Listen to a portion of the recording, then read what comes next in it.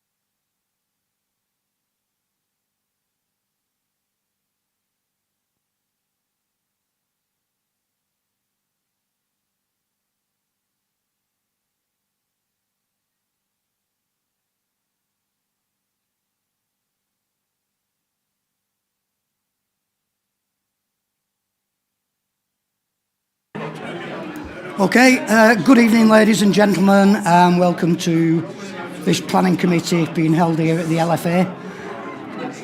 Can you all hear me? No, yeah? You can, right, okay. My name's Caleb Tomlinson, I'm the councillor for Bamber Bridge West, and I'm the chair of this committee. Members of the public, I'm just advising you're being streamed live to YouTube. And if you're attending the meeting this evening because you are speaking on an application, you will have, is it 4? No, is it 5 tonight? 4? 4 minutes. Thank you, Ben.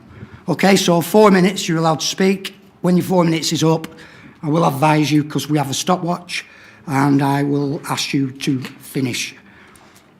Voting on the applications this evening, is it by the electronic system or is it show of hands? It's show of hands this evening, the good old-fashioned way. Okay, I'll begin with some housekeeping. If you have a mobile phone, please could you put it on silent? That was comic timing at its best. All right, we're not anticipating a fire drill, but if the alarm does go off, I presume we just all go downstairs and stand outside the building.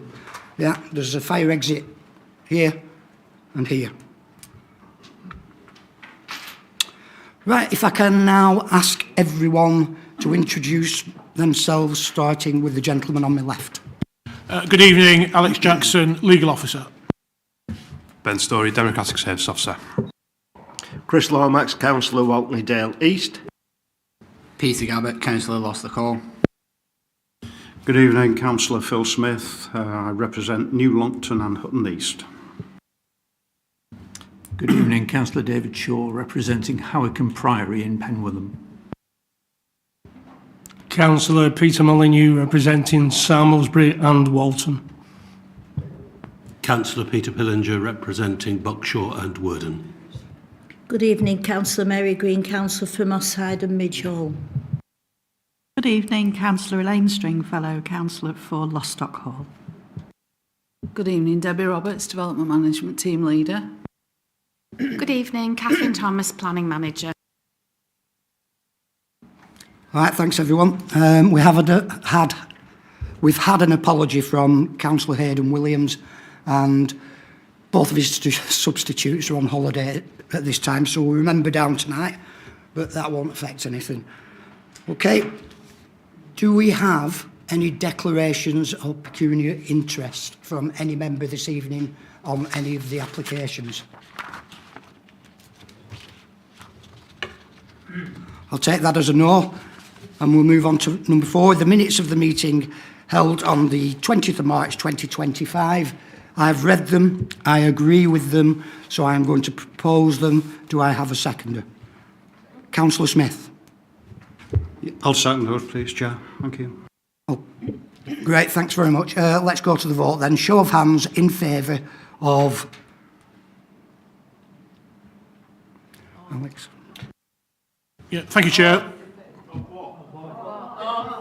The minutes of the last meeting. Nobody knows that. You didn't make it clear. Well, if you want to go on the website and have a look at the actual committee, well, I don't need to read the minutes out for a meeting that you weren't at. Because why are you here this evening? Because we're objecting to this proposal, this ridiculous proposal. But okay, good. You're not giving us the due process to know what you don't know. And you're voting against something, you're voting for something that we don't know anything about it. We're voting. We've all lived down here many, many years. Yeah. More than half of you don't even know where Cocker Lane is. Here. Right, do you want me to carry on or not? Well, we'd like to know what you're voting on. We're voting on the minutes of last month's planning committee, which I've already said, and you... I don't have to explain what they are. Okay? Okay, Alex, can you give us the result of the vote, please? Thank you, Chair. Members have voted unanimously to approve the minutes of last month's Planning Committee as an accurate record. Thank you very much for that. We have an appeal decision. Catherine, if you'd like to read this out. Thank you, Chair. Yes, we've received an appeal decision for 16 Watkin Lane in Lostock Hall. Members of the committee may remember that they considered an application for a change of use to a hot food takeaway and the installation of a flue, and the unit, although it was located sort of within the main shopping area largely of Lostock Hall, members were concerned about the impact of vehicular movements to and from the takeaway, particularly late at night, on the amenity of nearby residents. So the appeal has been considered by the Planning Inspectorate, and the inspector shared the committee's concerns, and the appeal has been dismissed. That's great news. Thanks very much for that. Great news. Okay, Debbie, if you would like to move on to item 6, land north of Cocker Lane, Leyland. Thank you, Chair. Okay, Cocker Lane application site is a U-shaped tract of grassland north of Cocker Lane. To the north of the site is dense woodland, beyond which is Fosdale Moss Park. To the east is similar woodland, separating the plot from Schledswig Way, which is the bypass. To the west is partly constructed dwelling and Gilliflower Court, which is residential. And to the south is Cocker Lane, including numbers 19 to 21, which abuts the site's southern boundary. The development site wraps around the side and rear boundaries of these properties. Access is currently by a field gate in the southwest corner. There's no public access through the site, but there is a path connecting Cocker Lane to Fosdale Moss Park along the eastern boundary. That's outside the site red edge. Cocker Lane is adopted to approximately midway across the proposal site frontage. From that point, it continues east to connect to a well-made path in council ownership. That forms part of the western side of a bypass crossing. There's street lighting all along the length of Cocker Lane, but apart from the first 230 metres junction from Paradise Lane, that's roughly halfway, it's devoid of pavement and in parts is badly maintained. The whole area is within flood zone 1, which is least likely to flood. The area is fairly suburban in feel, particularly Cocker Lane, but the wider area, particularly the northwest, west and across the bypass in the east, are characterised by large-scale, dense residential development in a variety of styles, heights and sizes. Most tend towards the traditional in design, despite many being recently constructed. There are commercial, education and industrial uses, as well as the strategic test track residential-led development within half a mile of the site entrance. The site itself and its surrounding area is designated by the local plan as existing built-up area. That's policy B1 for members. B1 has a presumption towards development, subject to all other matters being acceptable. I'll go into that a little bit later. Okay, the proposal seeks outline permission for up to 23 dwellings, with all matters other than access reserved. Proposed access is from Cocker Lane, southwest corner, where the field gate is. That will be widened and amended. We've got indicative layout drawings, but the appearance, landscape, layout and scale are reserved for later consideration if this part is approved tonight. So these plans are subject to change. They're only indicative drawings. The drawings do, however, show that we've got cul-de-sac arrangement with appropriately sized plots which reflect those of the wider area, landscaping which appears to be retained and enhanced, pedestrian access around and through estate roads and onto the eastern pathway, so it's truly permeable. Spatial separation at this stage appears acceptable and compliant with adopted standards. And the aspects into, from and throughout the site appear appropriate. The scheme would include 7 affordable houses, so that's a full 30% policy compliant requirement, public open space on site, albeit minimal, and an off-site contribution of around £40,000 towards Malt Kiln Fold on Moss Side and Wburn Park playing pitches. It's clear from the indicative plan, and as I said earlier, it's subject to change, that it is possible to accommodate up to 33 units with relevant infrastructure, amenity and public open space without detriment to the wider street scene.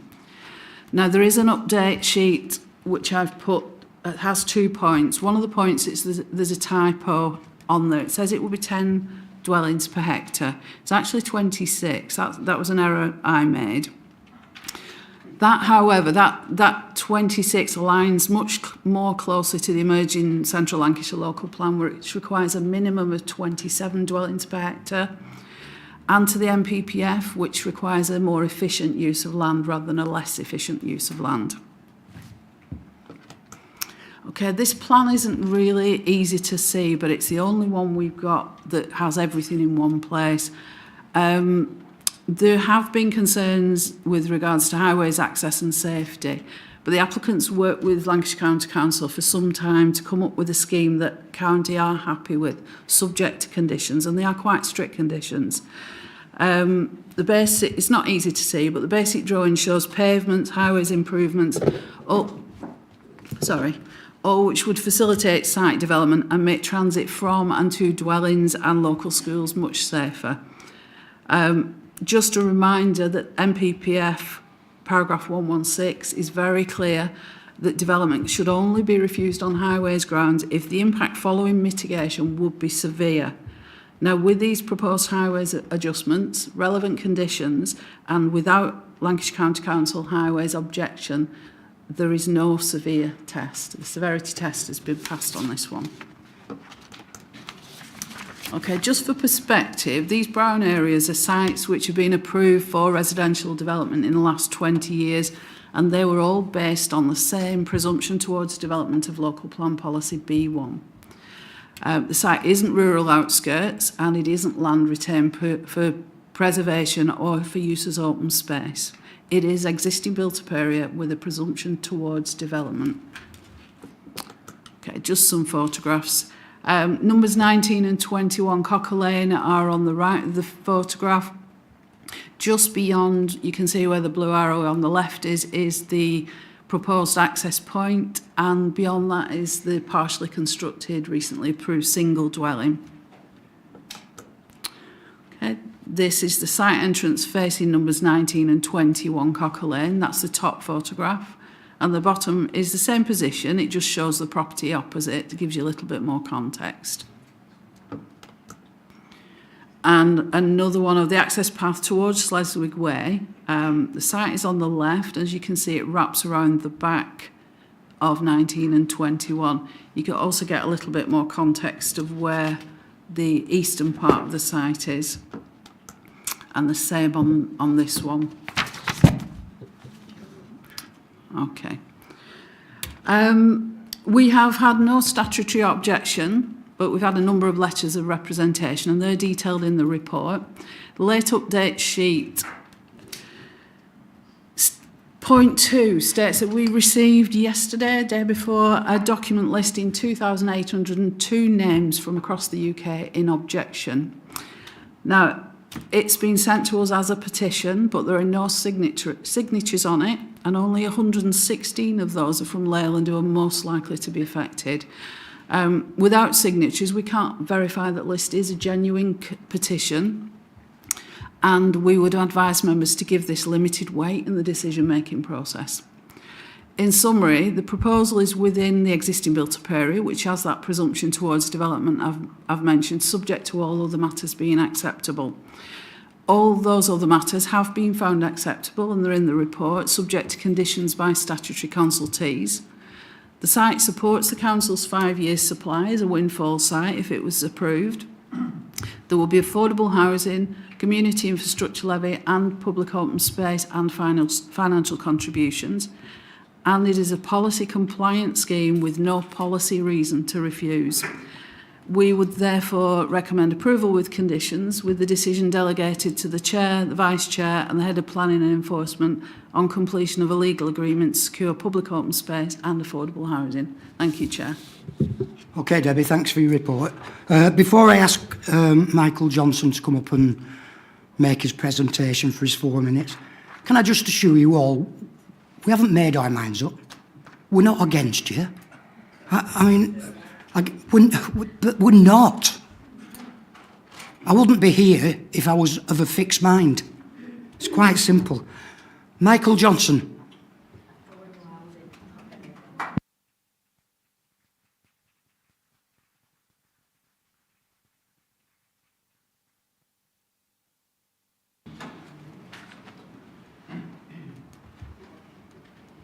Press the button.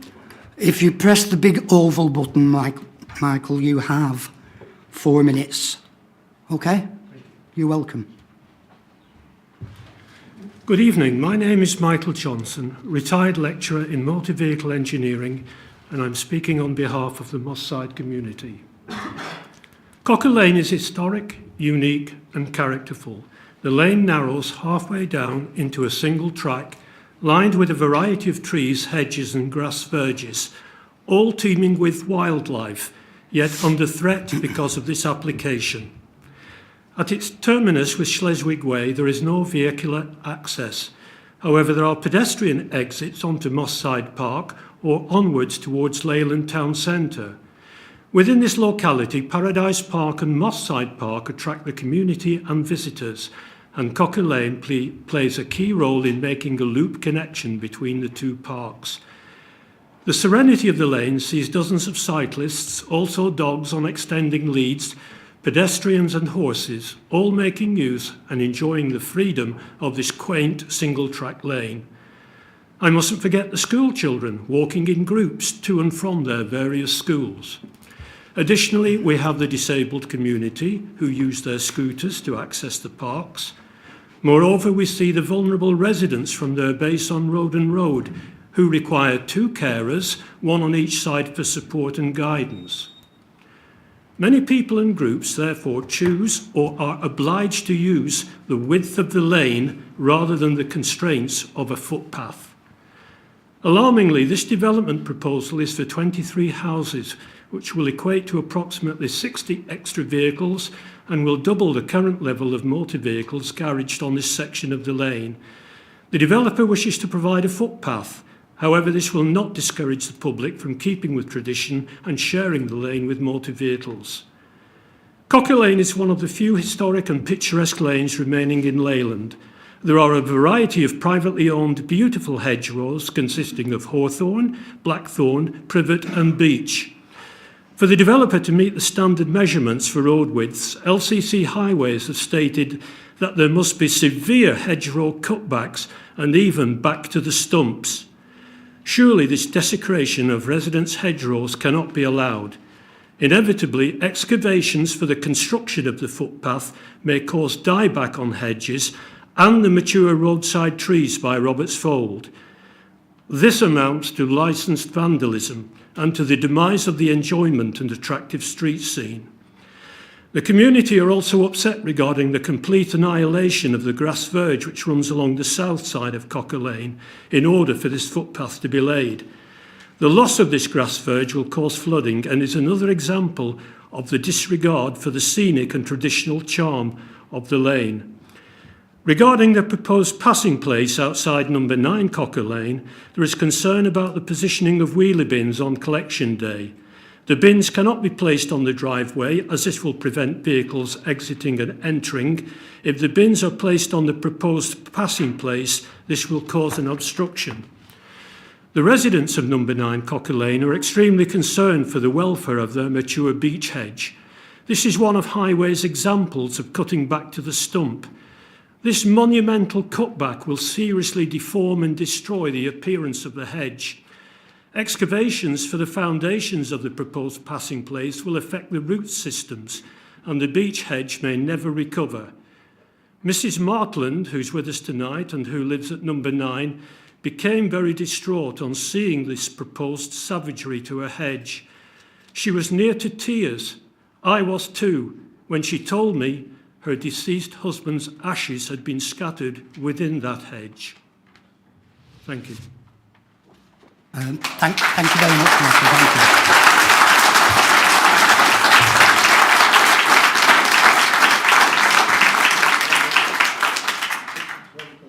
you. Okay, do we have an Adrien Dean, please?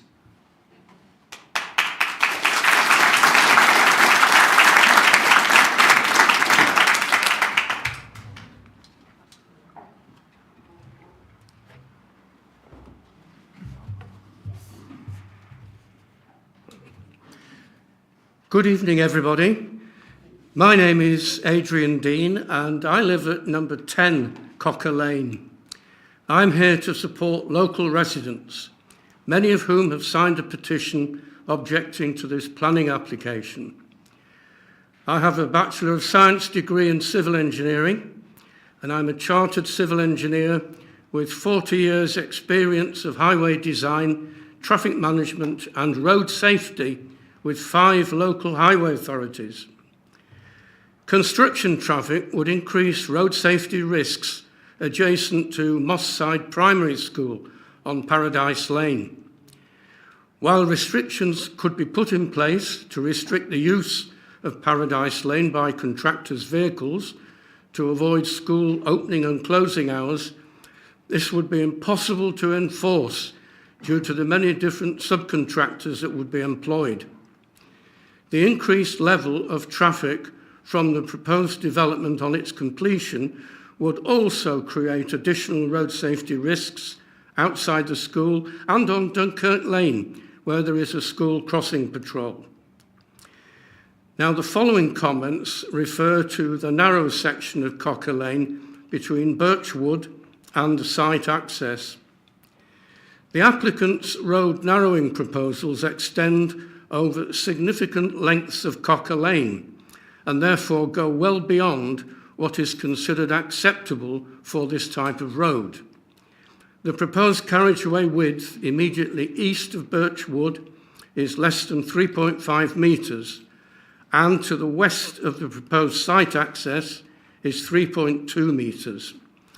These proposed carriageway widths are significantly less than Lancashire County Council's own guidelines contained in Civilised Streets, which state the common approach should be to provide a carriageway width of between 4.5 and 5.5 metres.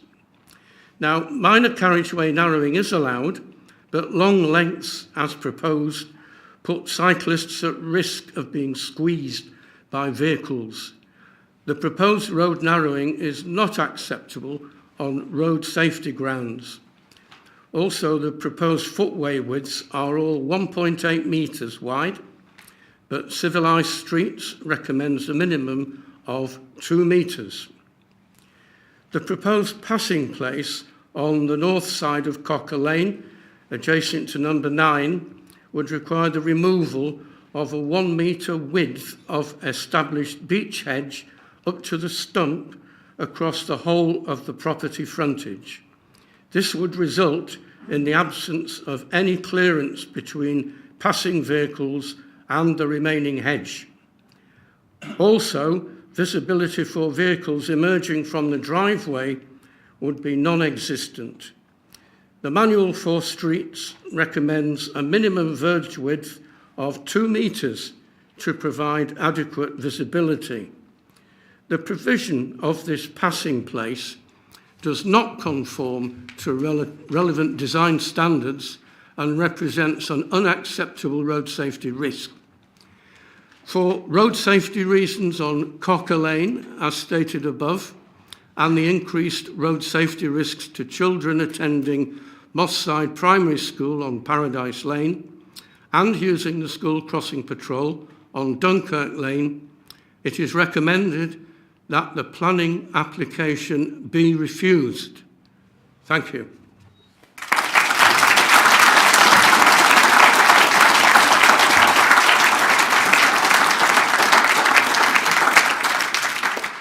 Okay, thanks for your presentation, Adrian. Ian Walsh, please.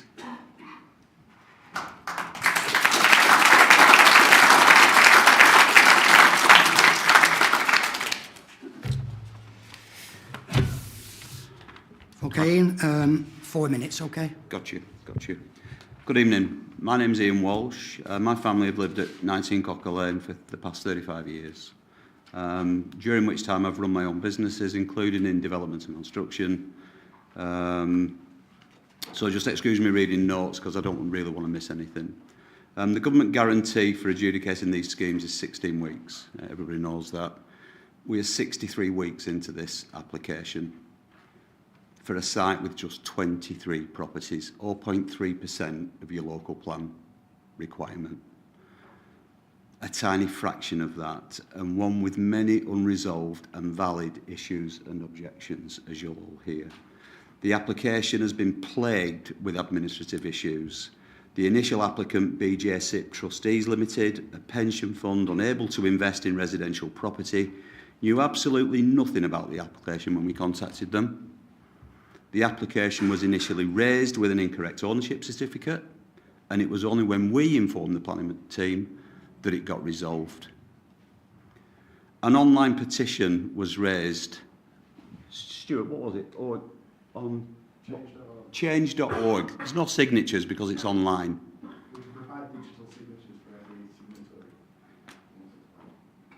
It was organised to help those people who couldn't navigate the complexities of the planning portal. I'm pretty computer literate and I struggle. And often it doesn't work properly anyway.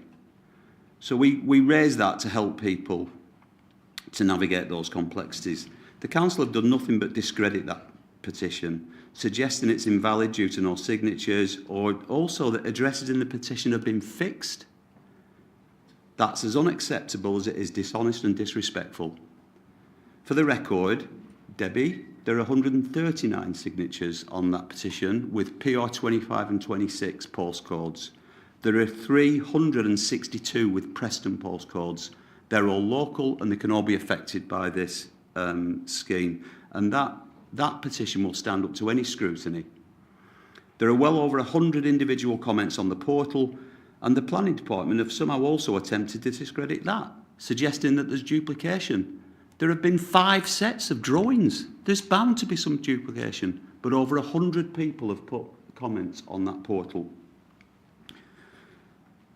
There are large numbers of objectors, you can see that in the room, so don't be fooled by the planning team's disingenuous efforts to show otherwise, and I wouldn't underestimate the strength of local feeling on this development. Why 63 weeks? Because the physical safety and access issues for the site, cited by LCC Highways themselves, are insurmountable. In 2022, in the site selection consultation, which is legally binding, the site was permanently discounted on grounds of public access and safety. Permanently discounted. It wasn't even considered by LCC Highways for further review. They provided 3 reasons. LCC Highways provided 3 reasons for exclusion. I'll read them out. Access issues, no direct access from Dunkirk Lane. Cocker Lane is at capacity, and 3, no immediate solution. Only one of these issues is addressed in this application, just one of them. The report addresses the issue of no immediate solution to provide a safe means of access, and after 63 weeks and 5 sets of plans, nothing's resolved. With the safety of the public, many of them school children, vulnerable and elderly, at stake. The report only considers a small 200-metre section of Cocker Lane, east of Birchwood and west of my property. The remainder is ignored. It is inexplicable that LCC has withdrawn entirely justified and unresolved previous objections. For instance, and it's already mentioned, allowing the cutting back of hedgerows to the stump. Those hedgerows on these plans will directly abut the carriageway. That will force elderly residents into the carriageway to do simple daily tasks like trimming hedgerows, like putting out the wheelie bins. There are also dangerous zero splays from these accesses into the carriageway. You can't see it on Google Earth. You need to come down and see it yourselves, all of you. And for those that have been down, thank you. Ian? I've got one. No, it's okay, because if you've got more, you're reading Andrew Wright's statement, aren't you? Because he's ill and unable. Yeah. So I will allow you Just now. a minute, if you wouldn't mind. Yeah, Thanks, listen, you've got now up to 8 minutes because you're speaking for 2 people, okay? I've got you. Okay. So when it comes to 8 minutes, I will be stopping you, all right? Wouldn't mind a little bit of flexibility on Andrew's, because I've never read them. All right, okay. So he only sent them just recently, Kelly. Just a little bit of flexibility. This is an important matter, absolutely. and this lot will kick off if not. 2 issues are entirely ignored. No direct access from Dunkirk Lane, and Cocker Lane is at capacity. These are things LCC Highways have said in the local plan. The former refers to the junction at Paradise Lane and Dunkirk Lane, which feeds Cocker Lane and 10 other housing developments, a primary school, 2 care facilities and a soon-to-be active bus lane. It's impossible not to see that that junction is heavily oversubscribed. The latter refers to the simple fact that Cocker Lane is overdeveloped. The Sheila assessment for the site, part of the legal consultation, says access constraints. LCC highways indicate that no more residential would be acceptable down Cocker Lane.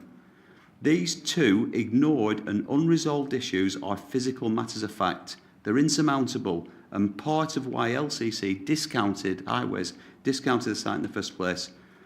It's for this committee to make the only decision it can to show that somehow, somewhere, public opinion, safety and due process matter. It's a windfall site. It was excluded for very good reason from the local plan.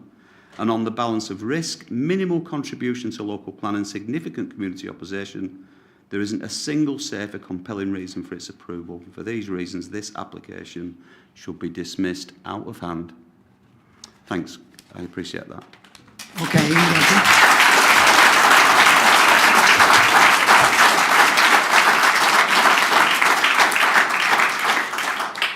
I apologise if that went over a little bit, Chair. Listen, like I said, I apologise, before, but we're here yeah, trying to help you. It's so, important stuff, yeah. So you've got 4 minutes now. Thank you. I'll do my best. Speak on behalf of Andrew, okay. I'll do my best. So these notes are the written notes of Andrew Wright, the headmaster at Moss Side Primary School. He wanted to be here tonight, but he's ill, very ill. But he still took the time to contact me, and Ben and the chair were very gratefully helped us out. Good evening, my name is Andrew Wright. I've been the head teacher at Moss Side Primary School for the past 7 years and began working as an education professional in our community in 2008.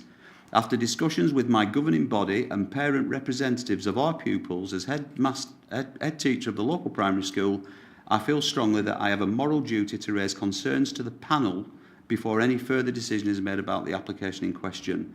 I'm speaking today in objection to the proposed development of 23 properties on Cocker Lane. My main concern is the safety of our pupils and their families, as well as for the many school children who use Cocker Lane as a safe route between Moss Side and the significant number of schools on the west of Sleswig. In my opinion, this application, if passed, would significantly worsen two already challenging situations. Firstly, the single point of access for vehicular traffic, approximately 80 metres from our school at the junction of Dunkirk and Paradise Lane. And secondly, the addition of a significant number of cars and service vehicles to the already high volume of traffic that uses the nearby roads and lanes, as well as that junction on a daily basis. As is the case with the majority of primary schools, there is no on-site parking for parents and very little suitable parking directly around it. We have no realistic funding option or resources to change this. There are 3 other busy junctions within very close proximity which already restricts parking, and it's not unusual to see cars parked on pavements, on verges, on yellow lines, and within the no parking cones that we place out every day. It is very tight, extremely busy, and I would argue dangerous. Something that cannot be understood without physically seeing it. These problems are already issues for my staff and parents, and we have to cope with them on a daily basis. At key drop-off and pick-up times, we have staff outside to try and manage the already heavy volume of traffic as parents undertake their daily school runs. I take responsibility myself as head teacher because of my significant concerns, and have also liaised with LCC Council and our local PSCOs for support because of my very real worry that a significant and possibly fatal accident is already a very real possibility. The situation is often chaotic, with a combination of parents arriving around school and local residents looking to travel away. People are often rushing to work or appointments, with cars parked in every available space around the school site, including in places they shouldn't be. Cars are constantly on the move, not just school traffic, but everyday traffic from Cocker Lane, Robinay, Fosdale Moss, and the many developments that already utilise this single point of access. At the same time, I have lots of children crossing the road between parked cars, often without parents or arriving on their bikes with very little support. The nearest school crossing patrol is on Dunkirk Lane, and there are no additional safety measures on Paradise Lane, despite the evident challenge. This leaves me with a significant dilemma.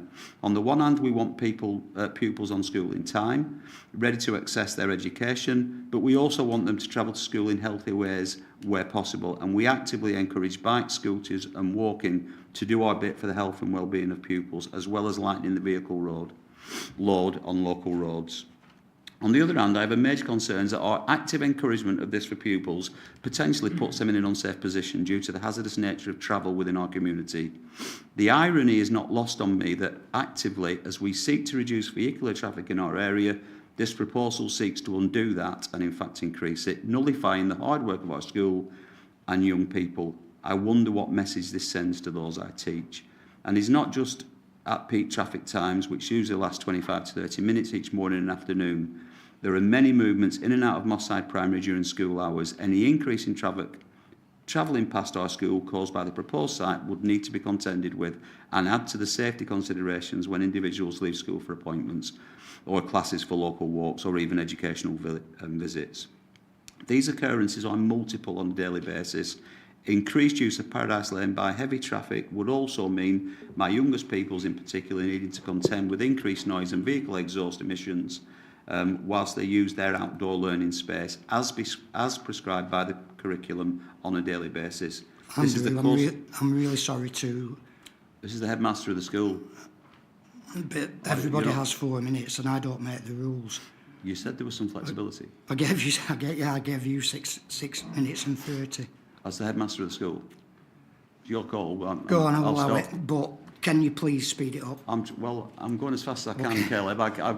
I'm 62-year-old man. So, hey, so am I. All right, come on. All right. It's the headmaster of the school. Okay. He's ill. And it is not just at those peak traffic times. Have I read that bit? Yes, I did. I worry also for local children who use Cocker Lane to get to and from school. In the mornings and afternoons, many children of all ages can be seen transiting the lane. As I've already said, often in groups of 4 or 5 and often using the carriageway itself. My past pupils would tell me that is considered a safe route as they walk to and from secondary school, but it seems to become less and less safe every year as more and more developments pop up along with the 3 or 4 cars that now seem present. It's not just a significant number of cars that this development add, it is the increase in service vehicles that come with it and the prospect of 4 or 5 years of heavy construction traffic as the site is built out. Opening up the other end of Paradise Lane would do very little to ease any of these issues. Having had a brief look at the plan proposals, of course, technically they seem feasible on a computer or viewed via Google Earth, but the reality is that they take no account of what actually happens on the ground. As things stand, I have previously highlighted, I think an accident could well happen within our current circumstances if the traffic required for 5 years of construction and after that the traffic associated with those properties in terms of owners and services is then added. I can safely say that you will be creating a scenario where an accident is near certain to occur, involving children either outside our school or on the roads close by. Reading through the correspondence for this development and listening to this community, what strikes me most is that SIBC is already doing a good job with their housing quota. I understand that this development doesn't feature in the local plan or in the emerging plan. I would therefore query the consequences of potential safety concerns and when the development isn't really needed at all. I did not make the decision to speak here lightly. As you can appreciate, as a head teacher, my time is extremely stretched. However, it has been an agenda item at our school governing body meeting at which they unanimously agreed that I should speak. Thank you for taking the time to listen to me. I will end by stating that for reasons related to our children's safety alone and all the young people of Moss Side, the planning application for 23 houses on Cocker Lane should be refused.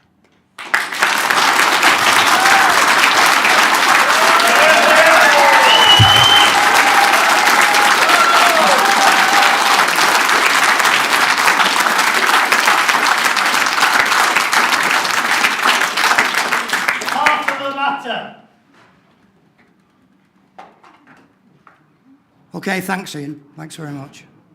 Okay, and finally, do we have Mr. Brian Wburn?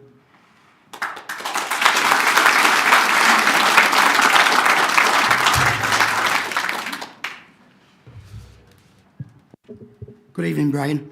Good evening. All right. My name's Brian Wburn. I'm a resident.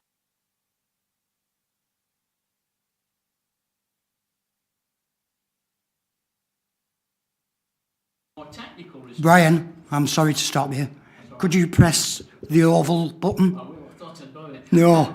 So if you press the oval button, just start again. Okay. Okay. So my name's Brian Wburn. I live at 21 Cocker Lane and I'm speaking on behalf of the community here this evening.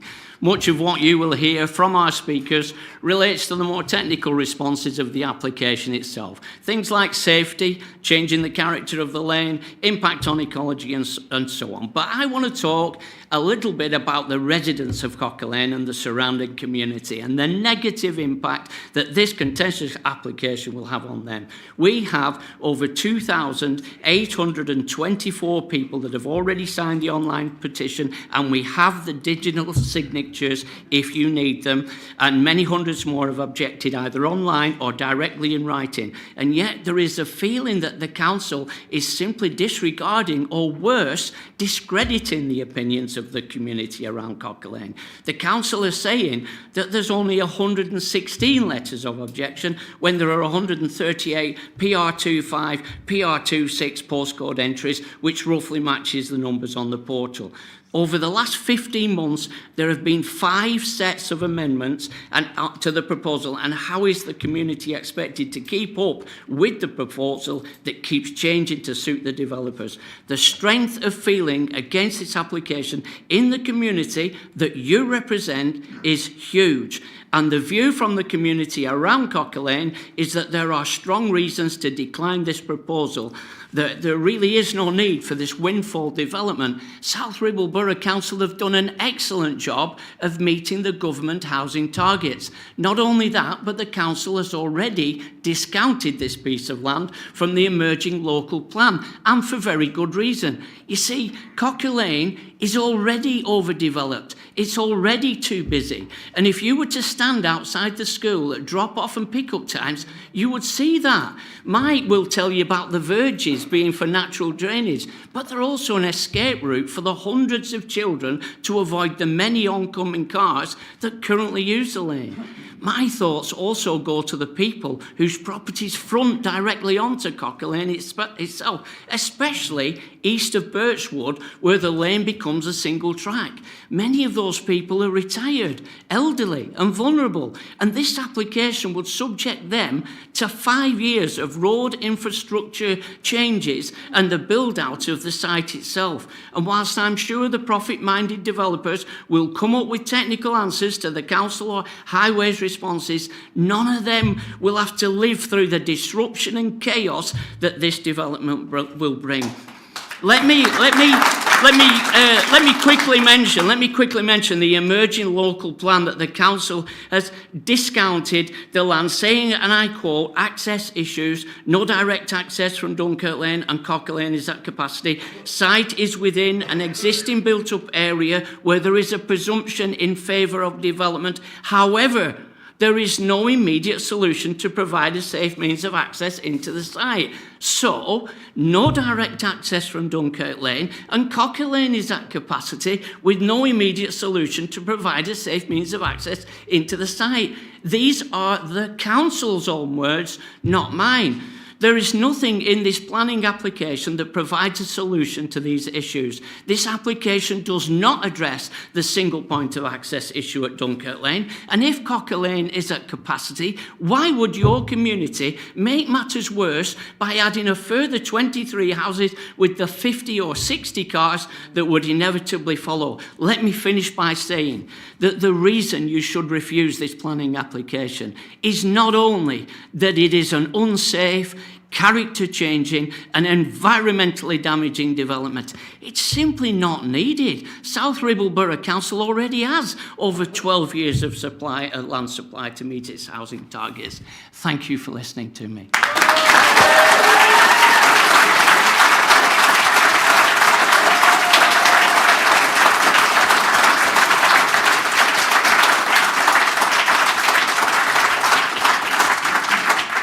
All right, thanks, Brian.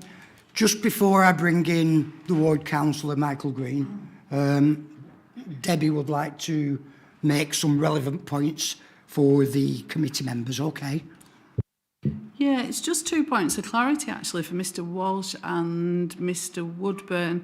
Mr Walsh, you mentioned there were some comments about multiple consultation. Let me clear up the matter. We've had several rounds of public consultation. I didn't say that. I haven't mentioned that once. Sorry. No, I didn't. We will. No, you want to say it.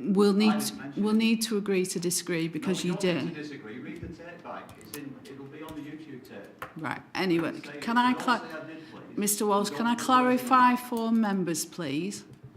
We've had several rounds of public consultation, and within each round of public consultation, we've had multiple responses from the same people. Now, that muddies the waters of the numbers in the report. It's not meant to make it sound better. It's not meant to make it sound worse. It is just a fact that in every round of consultation, some people have responded multiple times. Now, if that's not clear, then this point is just to clarify that. And secondly, at no point have I said that that petition is fixed. I've said that we can't verify it, that there are no signatures, and on that basis it should be given limited weight. But I have not at any point said that the petition is fixed. Thank you, Chair. Yeah, thanks, Debbie. Right.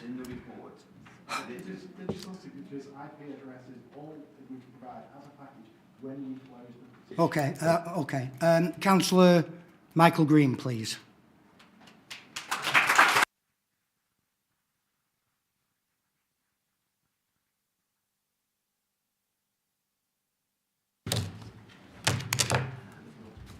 Thank you, Mr. Chairman. Good evening, colleagues, and it's difficult to follow what have been some excellent speeches.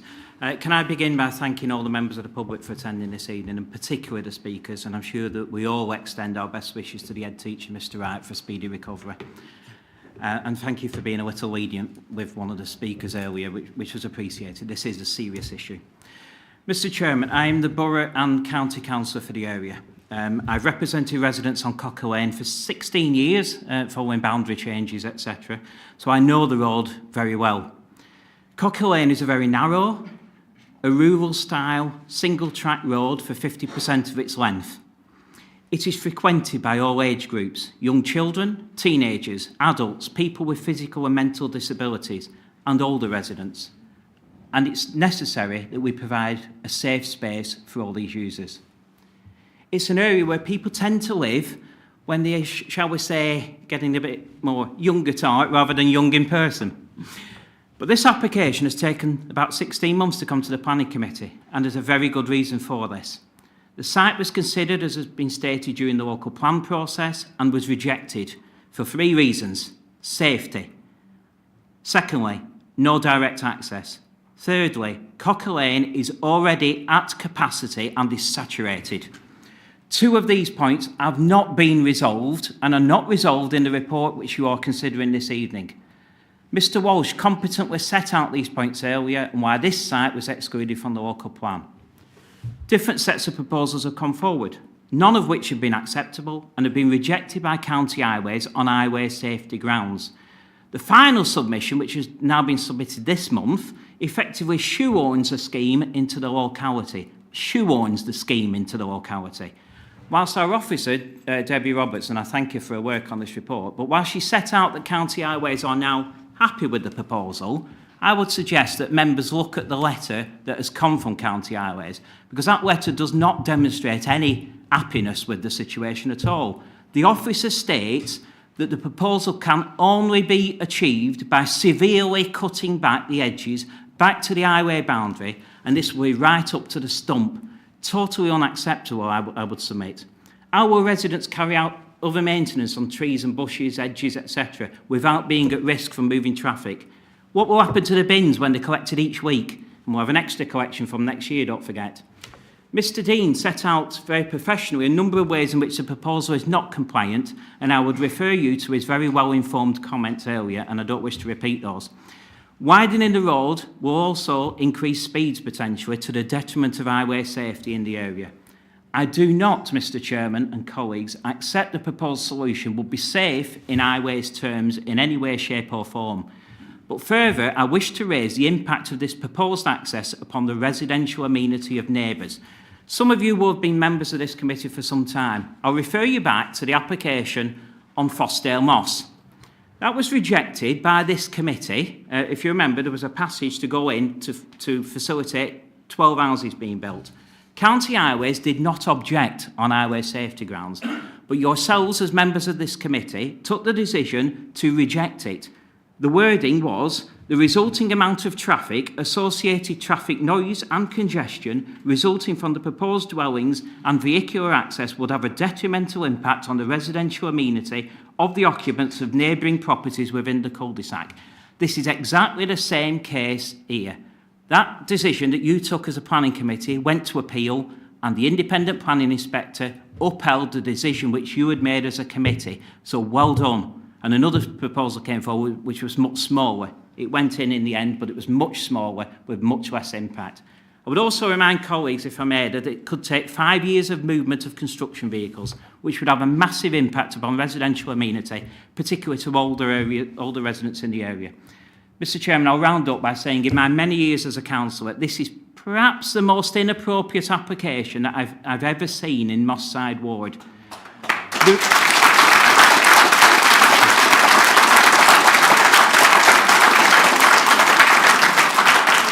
As has been set out by Mr Wburn, there is no need for this application because as a council we have dealt and we've got the years of land supply that we need. I would urge the committee to reject this application this evening and put these residents' minds at rest. They've been suffering for 16 months waiting for this application to come forward, and we need to draw the line.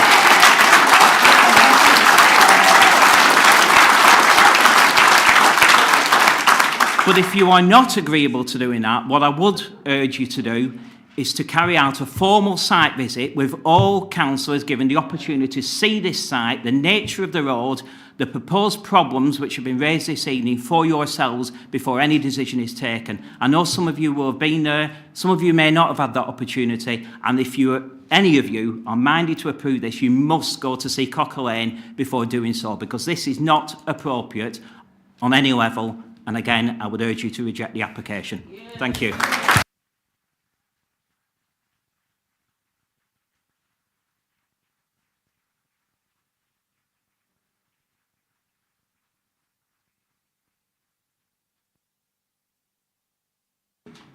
Okay, ladies and gentlemen, I am going to open this up to committee, and this is for committee members, okay?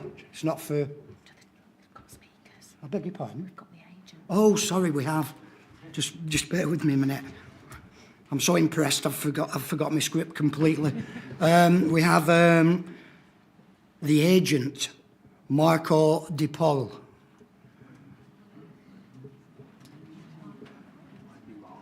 Are you Mark? You're next. I'll do them separately. 4 minutes, okay.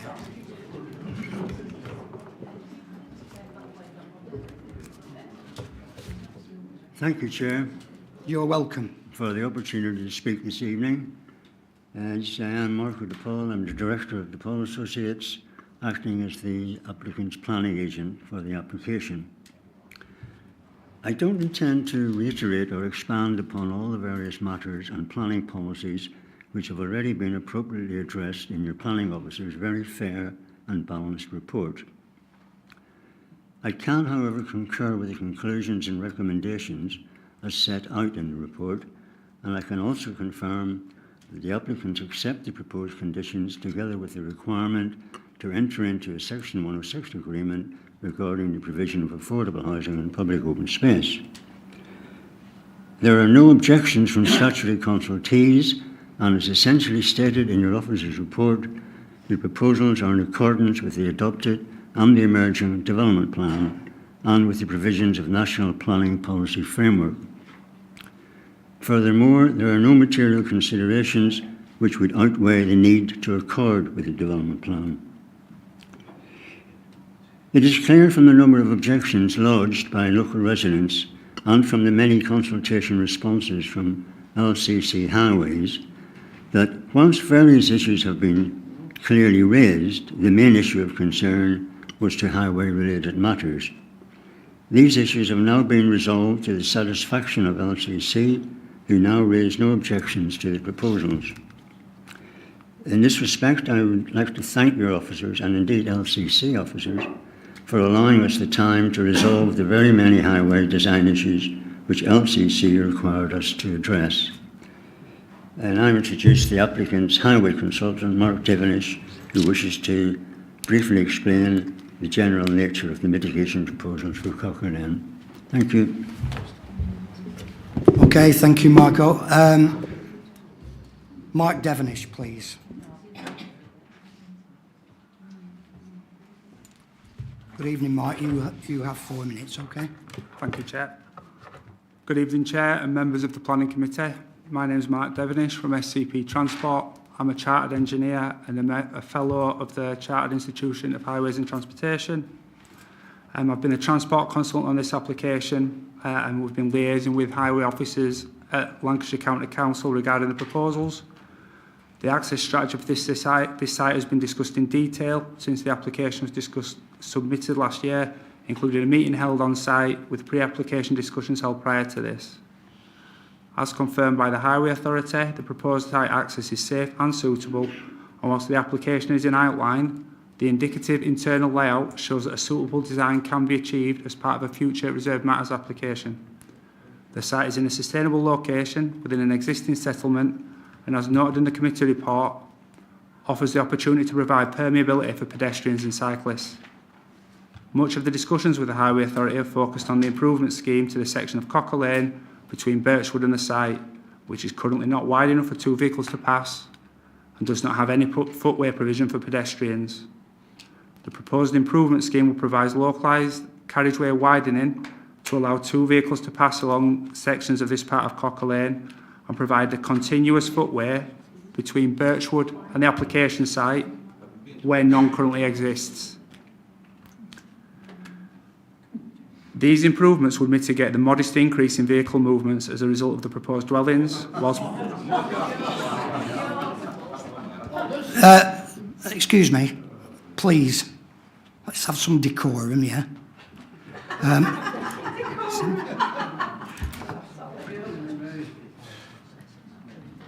Mike.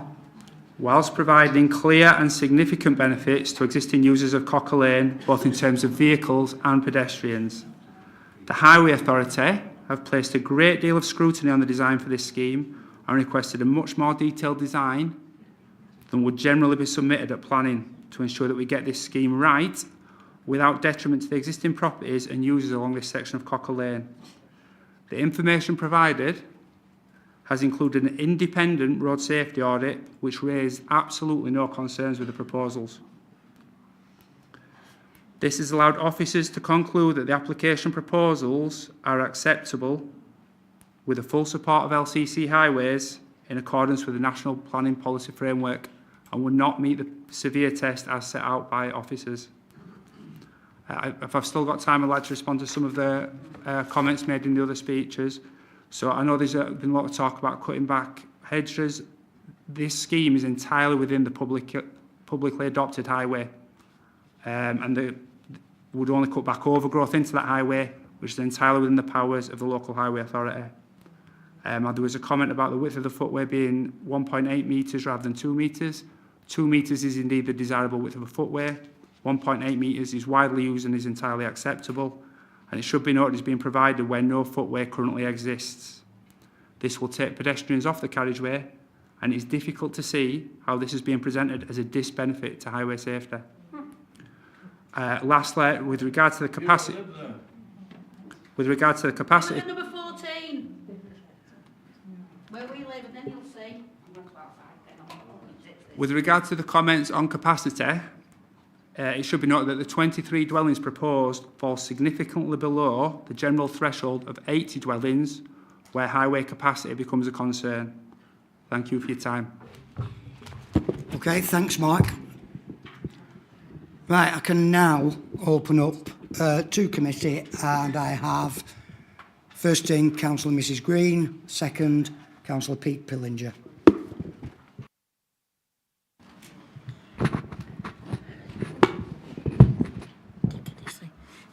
Thank you, Chair. Well, how can I follow that? I'm just so amazed at the strength and compassion of all the local residents. I've listened to everyone, and I don't think anybody here can disapprove or object to the way that they've turned out tonight and presented the case. A very passionate case, and you can see the local feeling among the residents. I've listened to them, I've obviously read the report, I've seen the display, and what can I say?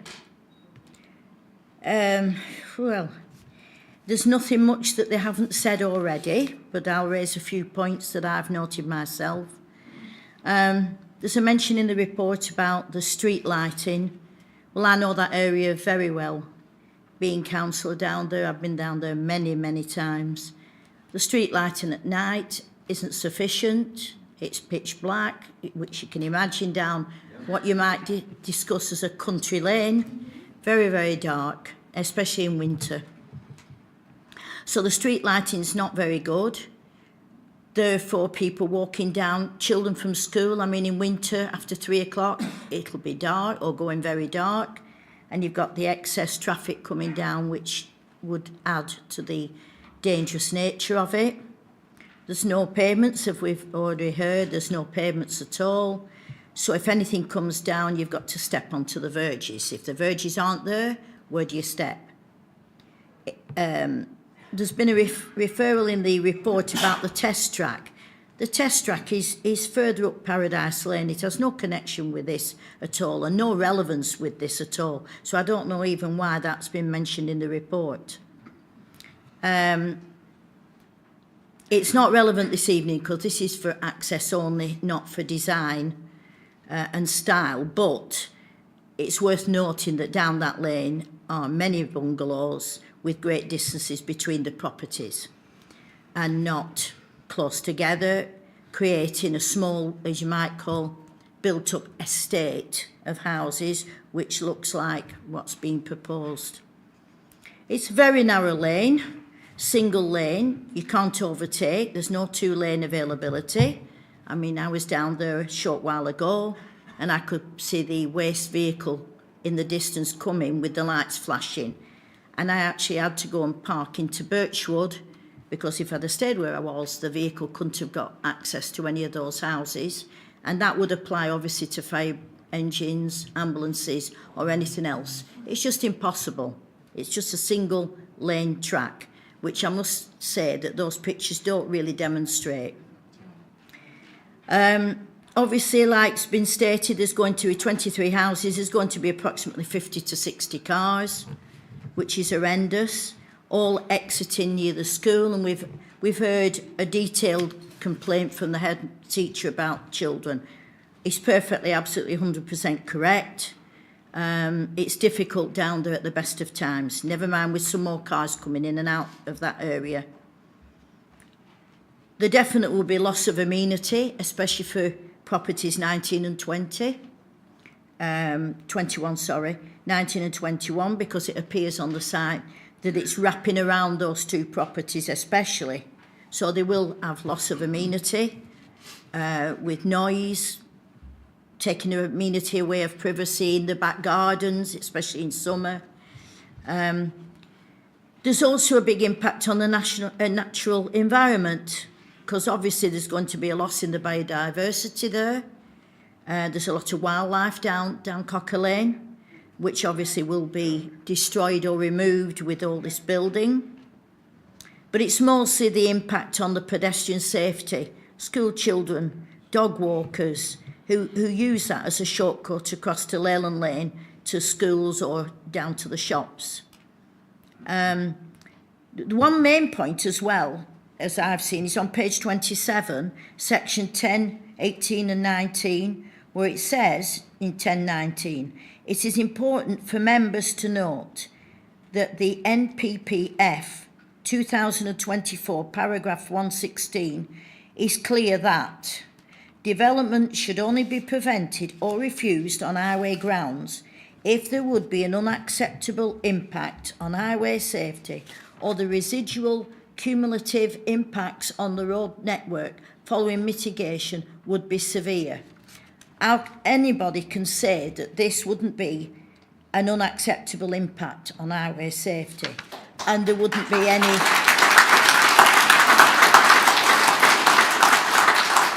and there wouldn't be any severe resulting by this development. The last thing really I'd like to mention is about this £39,606 that's going to come through as a result of this development if it goes ahead. I'm seriously concerned that it's going to be spent on Malt Kiln, Wburn Park, etc.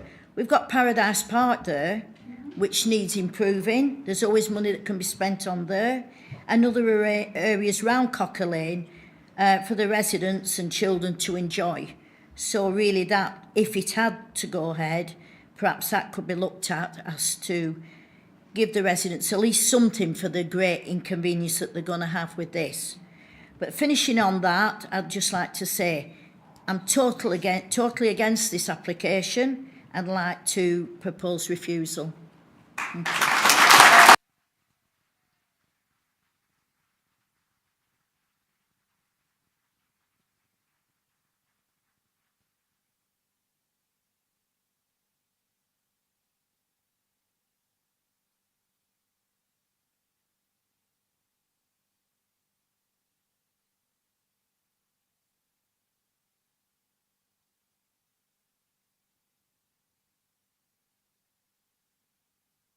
Right, sorry. Right, excuse me, can we just... My grandparents lived down there. Right? Okay. It's a case of the backyard. Right, that's fine.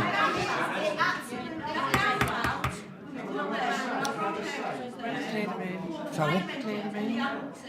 Yeah, listen, if this carries on, I'm going to clear the room. Excuse me? Excuse me? If it kicks off again, I'm going to clear the room. Why don't you just remove the people who are talking, then the rest of us can carry on. Yeah, okay, madam. Thank you for that. Thanks for that. Debbie, I'd just like... Thanks, Councillor Green, for your proposal for refusal. I'll just bring Debbie in and I'm going to bring in Councillor Pillinger. Thanks. Debbie. Thanks, Chair. It's just a point of clarity on the public open space comment. The Section 106 regulations that allow us to take money from developers for public open space require that we have an assigned project for it. We've spoken to the Parks Department and this is the closest project. Yes, there is Paradise Park, there are other parts. They don't need any work and they don't need this amount of money. There is no programme of work for anywhere closer than these areas.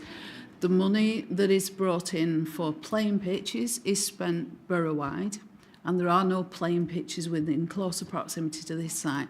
There is Wburn Park, there is one in Wantley and there is one in Lostercall. They're the three. The playing pitch element of that is spent borough-wide. Thank you, Chair. Okay, thanks, Debbie. Just bear with me, Mrs. I'll allow it quickly. Thanks for that, officer. Yeah, thank you. I was just thinking when I mentioned Paradise Park, because recently they've had the pond area decimated with machinery. A lot of the wildlife was destroyed. They were having to build all that up again and renovate it back to the way it was before it had been damaged. And that money could possibly have gone towards the improvement on that part. And that was the only reason I mentioned that. Thank you. Okay, Councillor Pillinger, please. Thank you, Mr. Chair. For the information of the public members here and the other members of the committee, I live on Dunkirk Lane. I have been on Crocker Lane. I was there this afternoon. It's a regular part of my existence as I walk around, so I do know the patch, and people have made comments which seem to imply that we on this committee don't know what we're doing to some extent. I want to thank the officers of the council who are impartial, and their job is to work within the law as we receive it. We can't change that law, we have to work within it. So I'm grateful to Debbie and the other planning officers because they work hard doing that. That might not always produce the results we want. But the result of us making a wrong decision in this committee could lead to substantial expenditure by the council if it goes to appeal and we lose, we have to pay the costs of the appellant. So we need to be aware of that. Having said that, hedges that are cut back will grow again. If it needs to be cut back right to the level of the edge of the property, this is a beech hedge. Next year it'll be a foot out again. And it's always going to be growing. So where is the provision for the continuing maintenance of these things? We've been told this is safe and suitable. We've also been told it's a modest increase. Well, there's about a dozen houses at this end of Crocker Lane, and this is an increase of, well, it's more than doubling it, isn't it? So actually, the increase in traffic flow in this end of Crocker Lane is not modest, it's substantial. But I'm most concerned, Mr. Chair, about the safety of other children at the school. And I would like to propose a site visit. And I'd like to propose that it happens at 10 to 3 on a school day afternoon.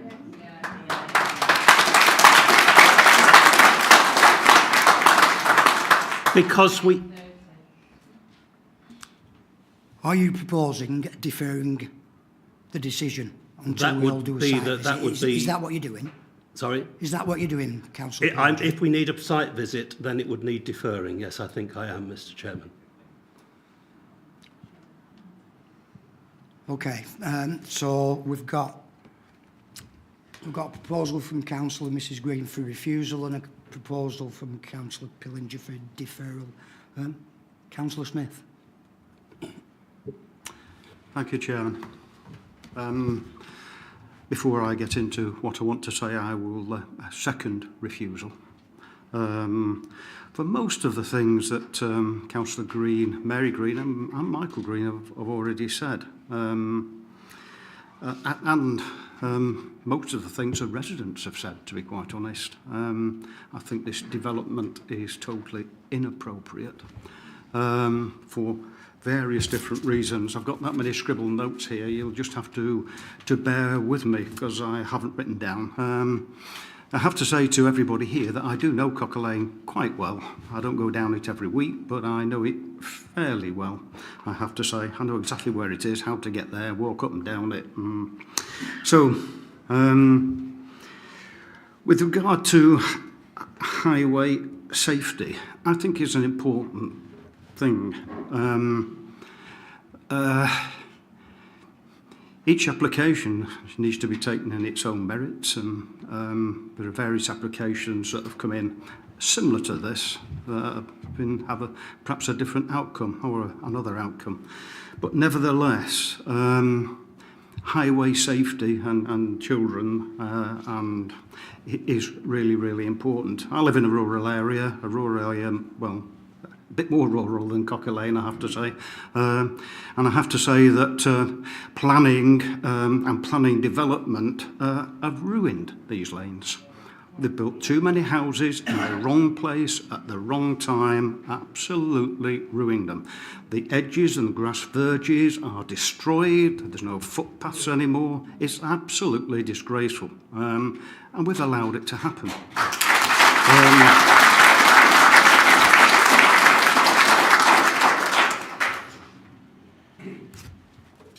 The number of vehicles going down that road, the Cocker Lane from this development, is going to be 50 or 60 cars on a regular basis. It will be non-stop. I don't think there's any doubt about that. There's very, very important, just as important really as the highway safety, is the natural environment of these lanes that we have. And might call them an historic lane. They might not look like an historic lane, but they've been there a long time. A long, long time. And people use them. People walk on them. Horses go on them regularly, on a regular basis. And if you bear with me, I'll try and sort of look at a few other things that I agree with. The changing character of the lane, the environmental impact on the residents, the verges and the escape route for children, they use them. They use them where I live. You jump in the hedge if you want to avoid a car, you get off the road, and it's as simple as that. Widening the road and putting footpaths in is just not the answer. The road wasn't built to do that in the first place. And that actually spoils the environment even more. It ruins the environment, it ruins the lane, and we should not, as a planning committee, allow that to happen.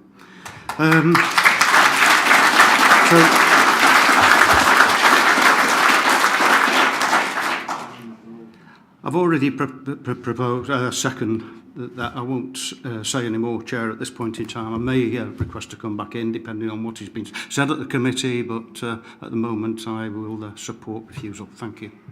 Okay, Councillor Smith. So that's a second. That's you're seconding the proposal for Mary Green for refusal. So you won't need to come back in, will you? Because no. I might just need to question what other people are saying, Chair. Thank you. Okay.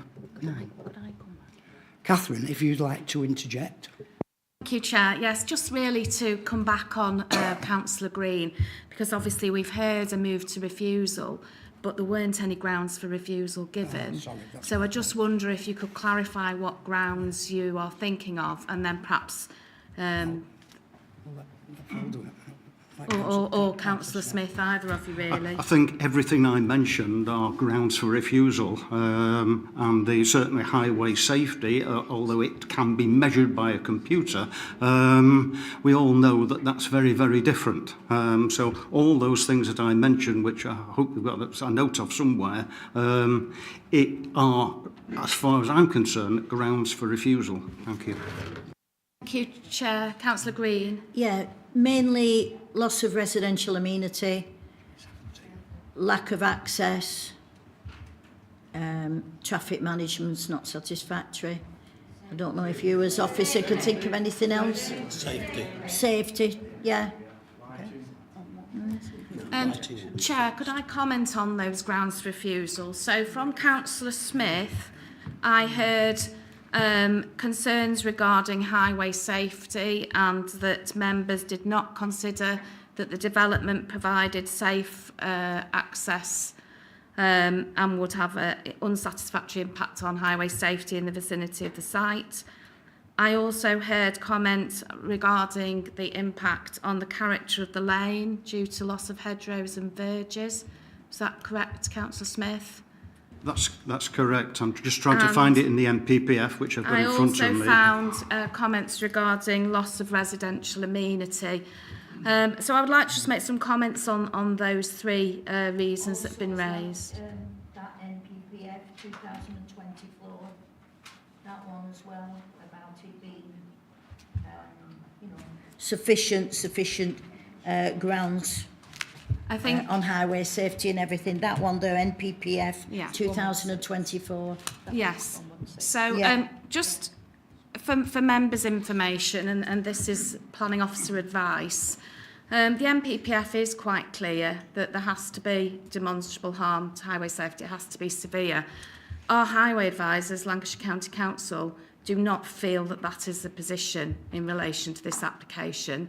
So if members choose to use highway safety grounds as a reason for refusal, obviously our advisors do not necessarily support that view. So as Councillor Pillinger mentioned earlier, that would open up to the council to challenge it, appeal, and we may have great difficulty in defending that case because our highway authority, who are our advisors, do not support that position. In relation to impact on the character of the lane and the loss of hedgerows and verges, obviously that is a more subjective judgment for members, and that is an area of planning judgment. If members felt strongly that was would arise as a result of the development, it may be something that could be more easily substantiated at appeal.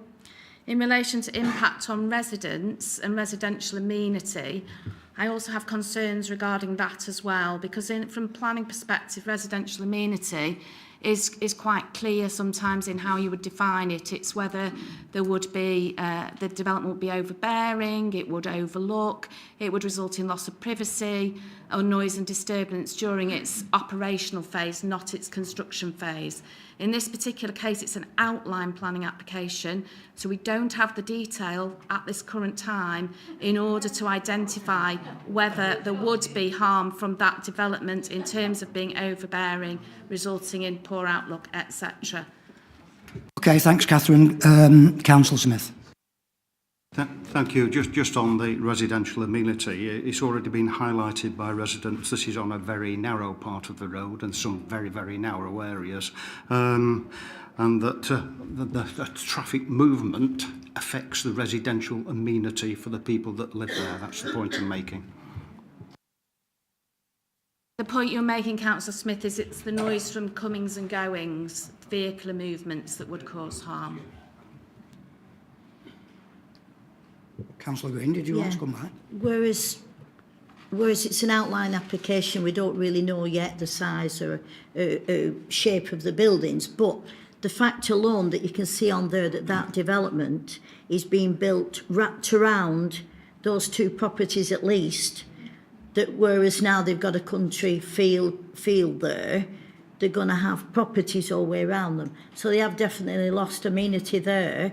Plus you've got to think about if the grass verges are removed, if it went ahead, then people will cut the hedges and tidy up and put the bins out and what have you. Where are they going to do it? They're going to step onto pavement to do all this work. Then if you've got children and people, dog walkers walking, where are they going to walk? They're going to have no pavement to walk on because people are on there. So it's all cumulative, really, to the effect of the... I don't know what you can say. It's the cumulative effect on the residents, really. Plus, with respect to LCC, every application we get, there's never a problem with LCC on highways.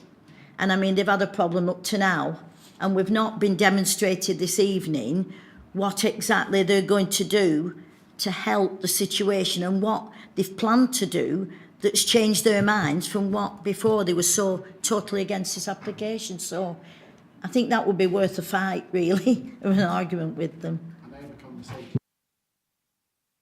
Right, Catherine, did you want to come? Thank you, Chair. So I think we've narrowed it down to three major concerns.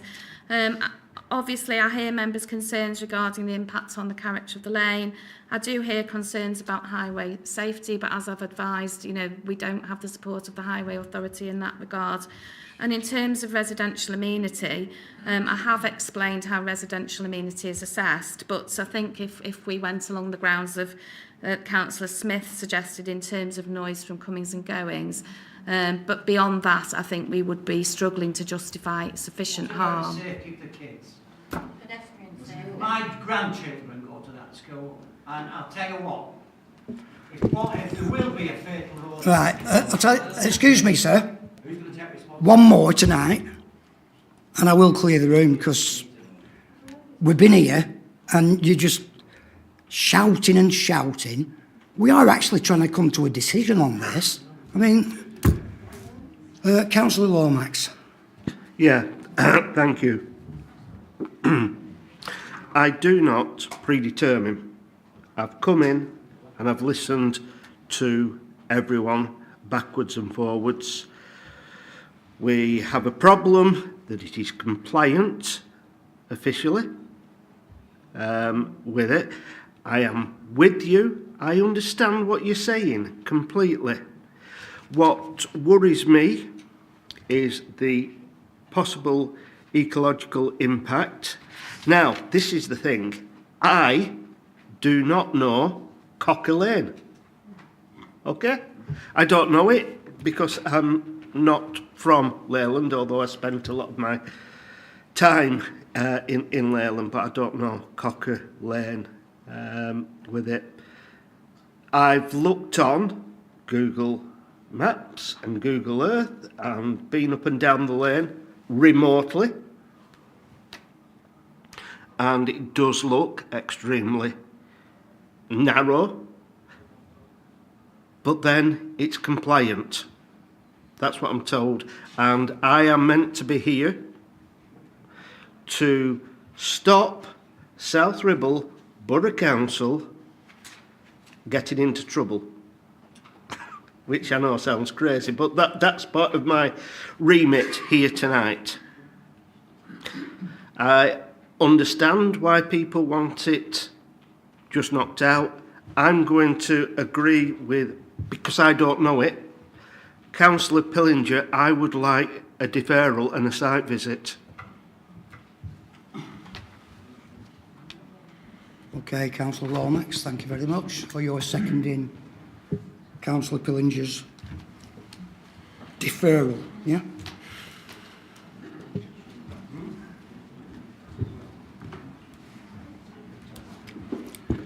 Right, I think I've actually heard enough now. I think we've had a proposal for refusal.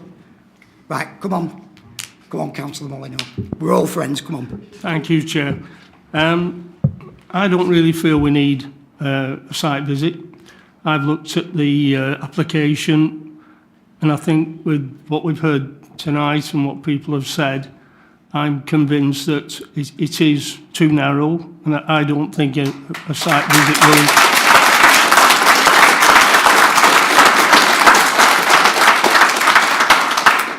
I don't think a site visit will help me change my mind in any way at all, but if that happens, it happens. But personally, I wouldn't want to go for that.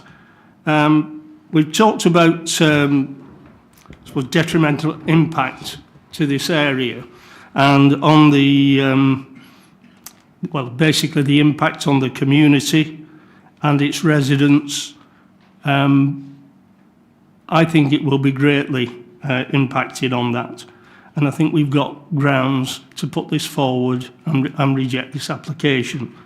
I know we've got one or two things already down there, but I just wondered, we didn't mention lighting was talked about, but it didn't seem to come up when we were looking for things to put down for refusal. But certainly lighting and access to the site, problems, other things like that, I think we've got plenty to go at. But I think we could go round and round in circles, couldn't we, tonight? It's a very difficult thing to do. There was a thing about, I think the county was saying that no more development should take place. And then all of a sudden we're looking to go ahead with this application. I'm not quite clear on whether they've changed their mind, why they've changed their mind if they have. But it was mentioned that county has said it was already in a position where you shouldn't put any more residential on there. So that's not helping matters, I don't think. But overall, I would look to go for and agree with the proposal and second of refusal this evening. Thank you.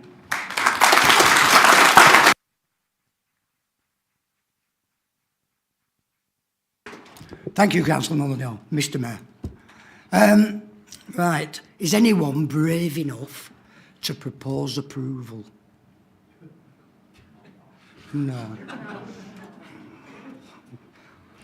Right, so what we have to do now, we had a proposal for refusal against the officer's recommendation, proposed by Councillor Mrs Green, seconded by Councillor Smith.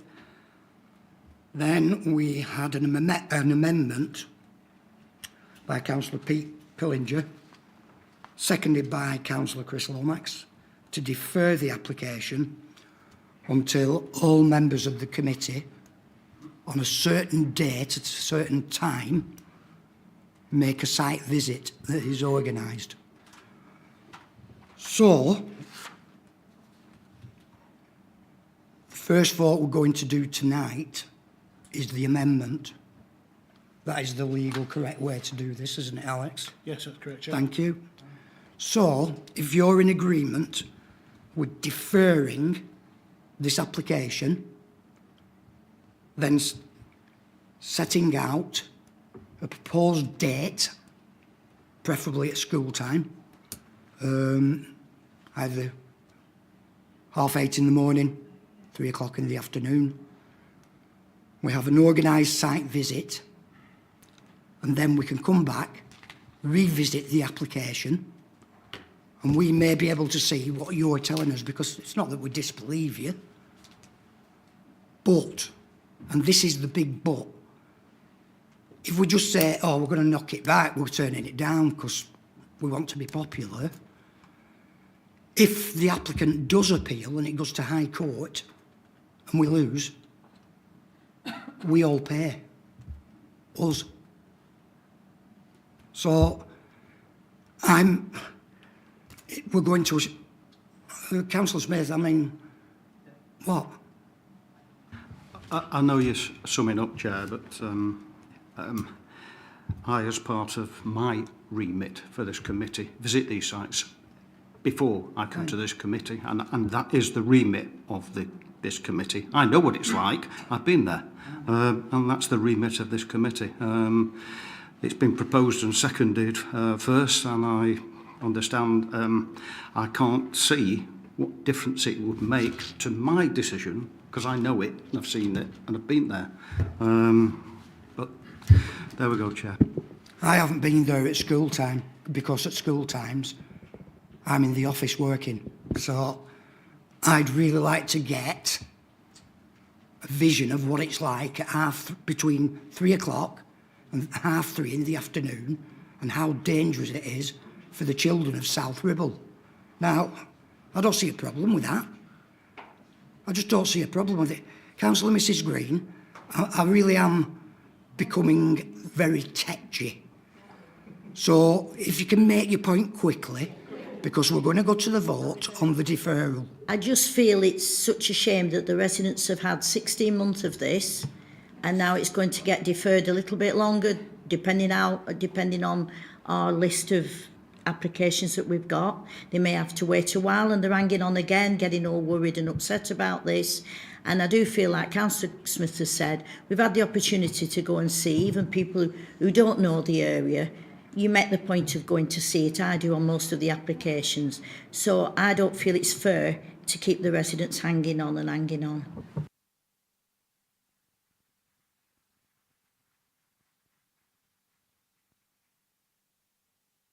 And unfortunately, we have had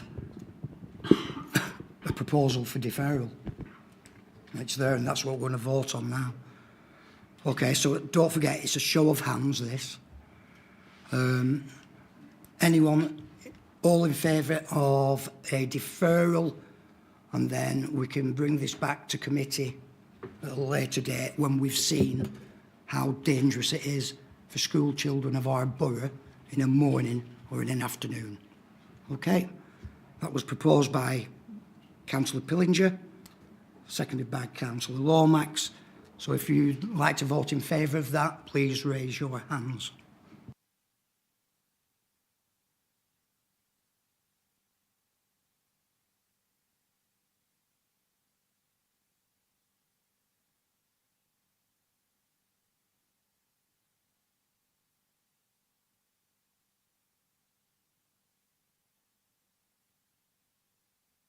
Okay, so you're against, so that's, let's vote on refusal. No, only 4 people are in favour, Councillor Pillinger. Who's abstaining on that issue? Well, there's no abstention at all. They're just not voting in favour of it. So therefore, if they aren't voting in favour, they're voting against. Not necessarily. All right. Well, let's take the vote then for refusal. I know. Warmest night at here as well. Let's take the vote for refusal. All in favour of refusing the application? Hey! All in for.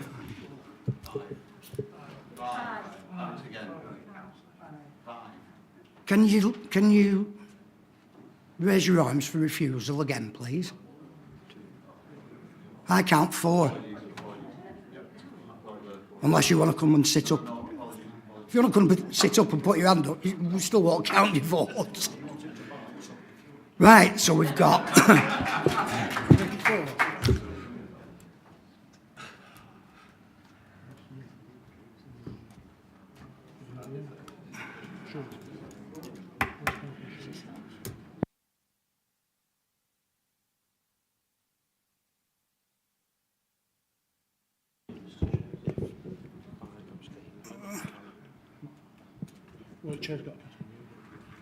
Councillor Pillinger, one more time and then that's it. I'm finished with this Just one. in my previous life in debate, Mr. Chairman, when there has been a dead heat on something, and 4 against 4 would be a dead heat, the chair has a casting vote. It's not only in your I past think life. Councillor Pullinger, I think he's receiving information from the legal representative. Thank you. It's all right, Councillor Smith, because I do actually know what I'm doing.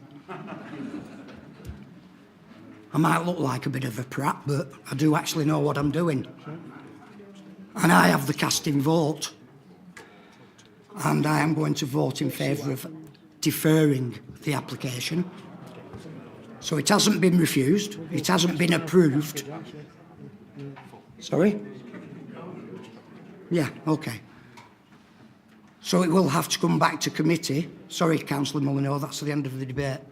It will come back to committee when we've all seen what goes on at rush hour, children's rush hour, we may have. Yeah, okay, all right. Okay. It won't be tomorrow, I'm afraid. Okay, so this application has been deferred. Thanks for your attendance, and we'll see you again.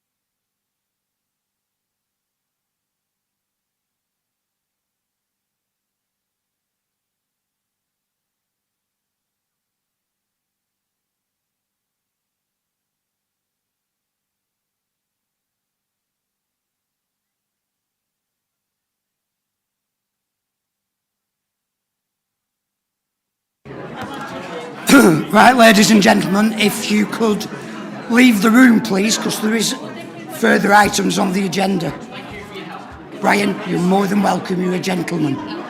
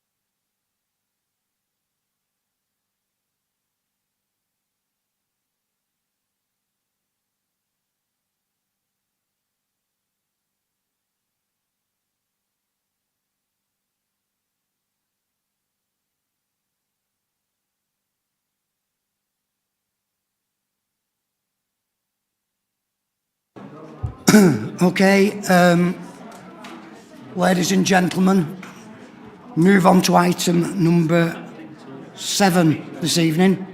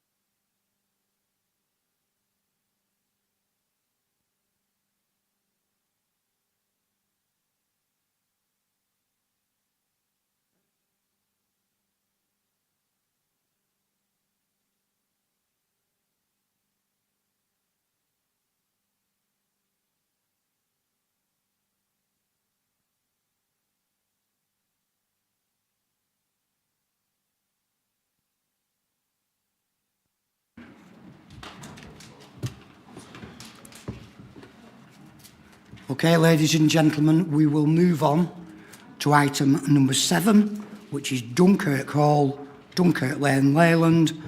And Debbie, you might find this application a bit easier. Okay? Well, I was going to ask if you could all be a bit more gentle on me than the last one. Right, we've got 2 applications, one for planning permission and one for listed building consent. I'll present them together, but we do need 2 decisions, please. The application is for the rear car park of the Dunkirk Hall pub, part of the rear car park, at the junction of Dunkirk Lane and Schleswig Way. Dunkirk Hall's grade 2 listed. There are recently constructed houses on the west and southern sides. There is established housing on the north on Dunkirk Lane, and there is open space across Schleswig Way. Can't say that tonight. Okay. Now, the applicant seeks retrospective planning permission and listed building consent for change of use of part of the public pub car park to allow retention of a hot food takeaway trailer and ancillary structures.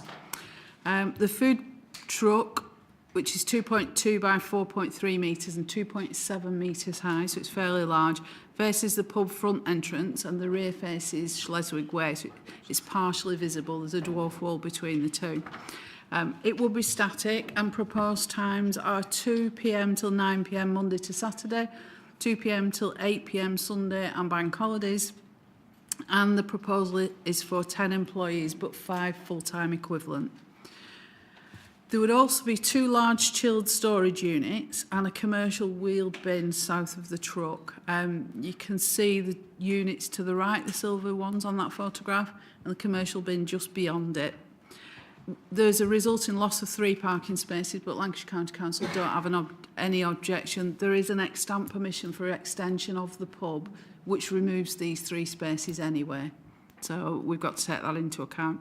Noise, impact and odour assessments have been provided and assessed by Environmental Health. Just some photos of the structure. This is facing the pub itself, with Schleswig Way on the right-hand side. You can see the structures, the commercial bin, there's another bin behind it.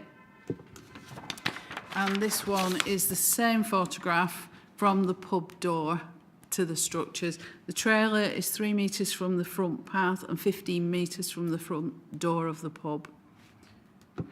This just shows the back of the structures. There's a piece of open space between the truck and Schleswig Way. New houses on the right abut the Dunkirk Hall car park at around 23 metres from the takeaway trailer, and Dunkirk Lane houses are about 50 metres away. Now, we recommend refusal on 2 grounds. The first is impact on the setting of the listed building. The NPPF and the adopted local policy requires us to assess levels of harm to the listed building and its setting, and its setting's as important as the building. Where there is harm, we've got to balance that against the public benefits, and if the public benefits outweigh the harm, then you should be approving. There is harm by virtue of the visual appearance in proximity to the Dunkirk Hall.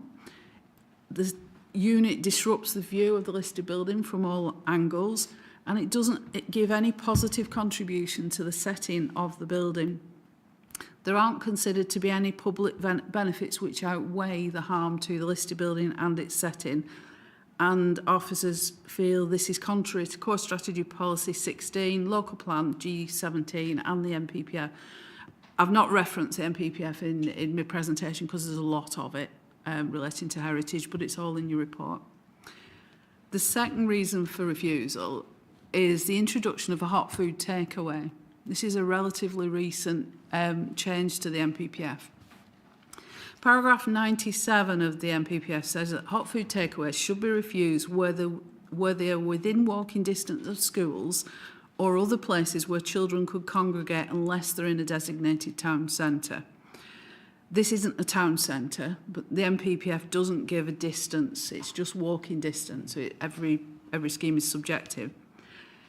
In addition to that, the emerging Central Lancashire Local Plan also says that hot food takeaways won't be permitted in wards where reception and Year 6 obesity levels exceed 10% and 15% respectively, or where the scheme is within 400 metres of a secondary school unless times of use can be restricted. Earnshaw Bridge ward has a 9.3% reception obesity rate. This is obese and severely obese children, but 20.8% Year 6 pupils. Whilst the Central Lancashire Local Plan has limited weight at the moment, it is relevant and it would fail on this point alone. But the scheme itself is contrary to NPPF paragraph 97, which is a valid document at the moment. So, in summary, we would recommend refusal of planning permission and listed building consent because of the impact on the setting and the introduction of a hot food takeaway. Specific wording, reasons for the wording are in your report. The planning permission will be contrary to Core Strategy 16, Local Plan G17 and NPPF 97. The listed building consent will be to the Core Strategy and Local Plan policies, but not to the NPPF point. Thank you, Chair. Okay, so Councillor Pillinger. Oppose refusal, sir. For both? Yes. For this smokies thing. Sorry, Michael, it's been a long night. I'm really... I'll forgive you, Mr. Chairman. Thank you very much. Thanks, Ben. I will also be brief, if that helps. Can I, first of all, as one of the schools that's listed in the report is a school at which I do some invigilation of exams. I declare that as an interest before speaking. But I just wish to thank Debbie for the report, the work on the report, and to all heartedly agree with her recommendations for refusal. I'm concerned about the impact upon the listed building. I'm particularly concerned about the proximity of this hot food takeaway to a number of schools and the impact upon children within that Earnshaw Bridge ward which has been set out. But wider than that, concerned about the impact upon young people within my ward of Moss Side, and I don't feel this is appropriate, so I would agree with the recommendation for refusal, and thank you for letting me speak. Okay, thanks, Councillor Green. honestly, I'm sick of being abused this evening, and it's just rattled me a little bit. Councillor Mrs Green. Thank you, Chair. Yeah, it's the fact that it's a Grade 2 listed building, but I'm also concerned about the entrance to the car park. It's quite restrictive to turn into that car park. You're also losing 3 parking spaces as well. Obviously, if it's a takeaway, it would also be used by people not actually in the pub. You know, you'd get people externally coming into the takeaway, so there'd be more traffic entering and leaving on a very tight, twisty entrance to it. It's very restrictive, and it is quite dangerous as it's near that busy junction of the bypass and the road. So I'd like to second refusal. Is that on both applications, Councillor Green? Yes. Okay, thank you. Do we have anyone else wishing to make any proposals?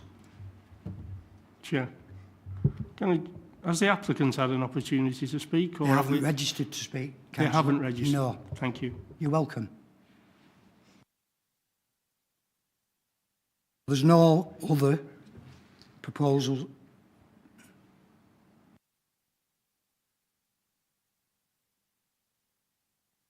The proposal was Councillor Pillinger, and it's been seconded by Councillor Green on both applications.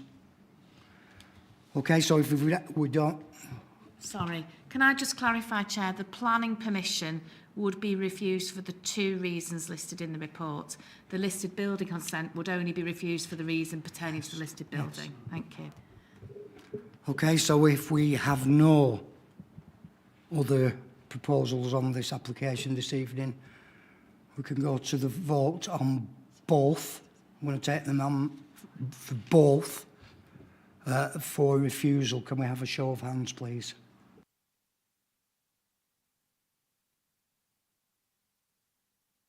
Okay, Alex. Thank you, Chair. Members have voted unanimously to reject the application for retrospective permission for the change of use, and also reject the application for listed building consent. All right, thanks very much, Alex. Let's move on to item number 8 this evening. Rum Jacks, 165, 167 Towngate, Leyland. I think this is you again, Debbie. Yep, it certainly is. Right, as Councillor Tomlinson's mentioned, this is 165 Towngate in Leyland. It's a bar restaurant with front forecourt seating at the junction of Towngate and Malden Street in Leyland.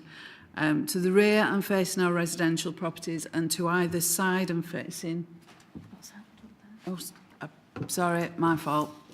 I'm getting carried away. Okay. To either side and facing our commercial properties, but it is in Leyland's primary town centre retail area. The site's lawful use is that of a bar restaurant, which was granted in 2019. There is permission for external seating, which is granted in 2022. The lawful permission is subject to conditions to prevent use as anything but a bar restaurant, for no live or amplified music inside or outside on the seating area, and for external seating to be limited to 9 o'clock. It opened in September 2024 as an Irish bar without planning permission to be a drinking establishment. Bar restaurants are different to drinking establishments. The applicant seeks to regularise that position. The current unauthorised opening hours are much longer than the bar restaurant, and we've had noise issues. There has been a noise abatement notice issued by Environmental Health. Because the approved, advertised and premises licences times are really different from each other, but to maintain a presence in the retail centre whilst protecting the amenity of neighbouring residents, we would suggest aligning this with the premises licence, which was granted when the building was a bar restaurant. So just want to bear in mind. So the proposed hours are Monday to Thursday, 11:30 in the morning till 11 at night. Friday and Saturday, 11:30 in the morning till 1 a.m. Sunday, 11:30 in the morning till 10 p.m. And the outside seating area at 11 in the morning till 9 at night. The only physical change is inside the building, and it's very small. You can just see it on the right-hand scheme. Is a small live entertainment area. So we would include a condition, if it's approved, to restrict live music. The premises licence allows for recorded music inside, so we need to tie with that. And a small internal vestibule, which is expected to help dampen the noise a little bit from coming outside. We also need to note that the first floor has permission for the same use as part of the business, which isn't shown on plans, but it is relevant. There is, however, a fallback position of a cafe restaurant if it's needed. So refusal of this tonight wouldn't mean that it would shut and become something else. It could revert to a cafe restaurant as it was. Okay, just the property viewed from Towngate. The retail centre and some residential behind on the photograph. Malden Street is all residential to the left-hand side, but there is retail attached. And the property viewed from Malden Street. Separately, we've had some objection to the painted mural on the side of the wall. It doesn't need planning permission and we can't consider it. But advertisement consent does need permission, and that will be applied for separately if this is approved. We've had 6 objections and they're in the report. Noise report provided was acceptable subject to conditions from Environmental Health, and we've had no other statutory consultee objection. So on balance, we would say it's policy compliant and recommend approval with conditions. Thank you, Chair. Okay, thanks, Debbie. We did have the ward councillor, Councillor Matthew Tomlinson, registered to speak on this. But it's my nephew's birthday today, and they're having a birthday meal for him, and I didn't think an application for 23 houses was going to take 1 hour and 45 minutes to get through. So he's had to leave early, so he's not speaking. So I will open it up to committee. Councillor Pillinger. Thank you, Chair. Councillor Tomlinson asked me if I would speak, so do I move round there as well? Yeah, I moved round there. I didn't know, so... No, it's... He's only my brother. We don't actually speak to each other or like each other.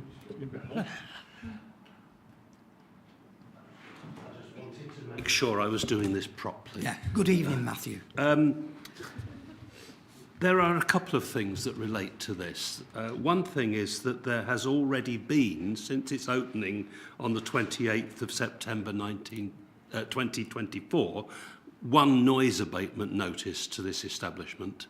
So it's not very popular with some of the local residents because it doesn't actually, by default, make enough effort to comply with the regulations that it's under already. 1 o'clock on a Friday or Saturday, is early morning. Now, there are local residents around here, and it affects them. And the plan is to stop sitting outside after 9 p.m. And the question is, how is that going to be enforced? The document says there should be no recorded music, but it doesn't say there should be no live music. So there's a question about that as well. I think, to be honest, when an establishment does things before it's got the proper permissions, we should have a fallback position of refusing those permissions rather than granting them. Because people have an opportunity to get things right when they're opening a business, and if they don't, then they shouldn't expect to be treated with leniency. So my view, having very briefly met with local people and following the plea of my colleague Matthew, I would suggest that we do not approve this. Thank you. Okay, thank you, Matthew. Debbie, you've got some points to make. Yeah, just a couple of points. Yes, there has been a noise abatement notice, but the person who issued the notice has checked the noise attenuation report, and is satisfied that subject to conditions, and there are quite a few quite stringent conditions, this would be acceptable. If we approved it and put conditions on it, we are then in a position where we can enforce if there is a breach. 1 a.m. late opening and 9 a.m. seating, yes, possibly I could concur, but we are slightly hamstrung in that the premises licence has already been issued. We can say no, but the premises, the licensing committee have said yes, and we're trying to align them for ease of enforcement by both parties. The 9 a.m. seating for the cafe restaurant has always been 9 a.m. And we've never had an issue. We personally haven't. I don't know if Environmental Health have, but they're not reported anything. We have omitted recorded music because the premises licence has omitted recorded music. So you can do something different. It's within your gift to do something different. Giving the applicant the benefit of the doubt, it is possible they assume because they had a premises licence, they had planning permission.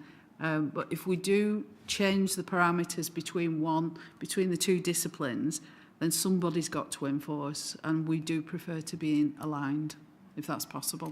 Thank you, Chair. Okay, thanks, Debbie. Can I open this up to committee, please? Councillor Mrs. Green. Oh, sorry, Councillor Gabbard. I thought it... Thank you, Chair. It was just a quick question in relation to what's currently set on the gables at the moment. If it's the similar times, similar plan rules, there's not really much difference in the locale in terms of residents. I know Rumjacks obviously runs onto there on Moreland Street, but then the gables is the same, and I don't think you can discount one establishment when the other one's already got something that's up and running. Debbie, can you help with that?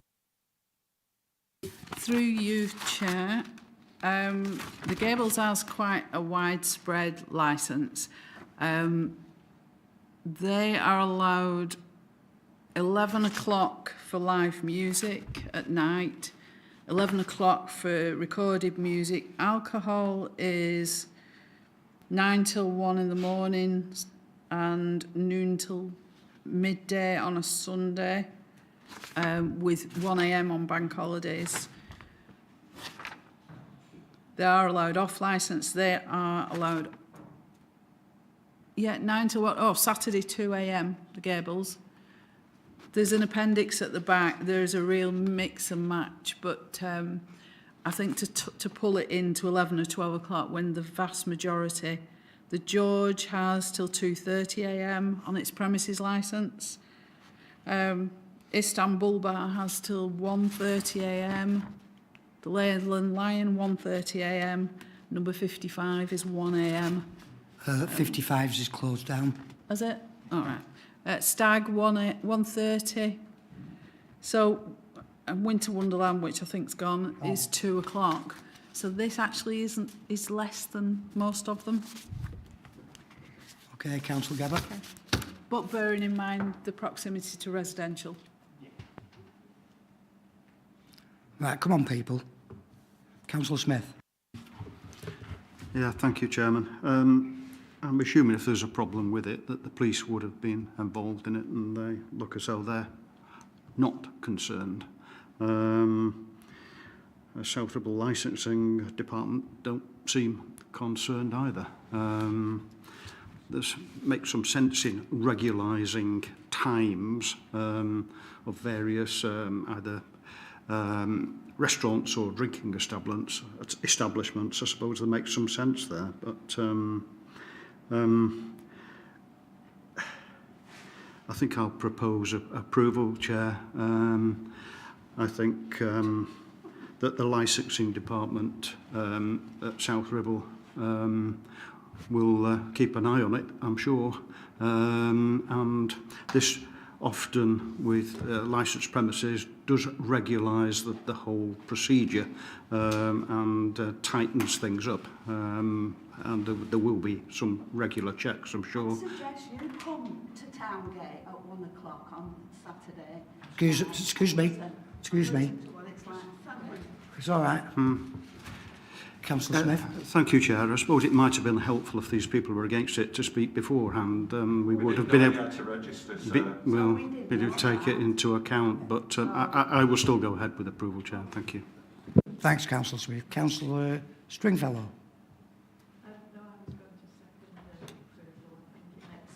Just press your button and Yeah, I would like to second approval because I think it makes sense to regularise it all, and if it's running as a bar now, then it might as well just carry on and be official. Okay, thanks, Yeah. Councillor Stringfellow.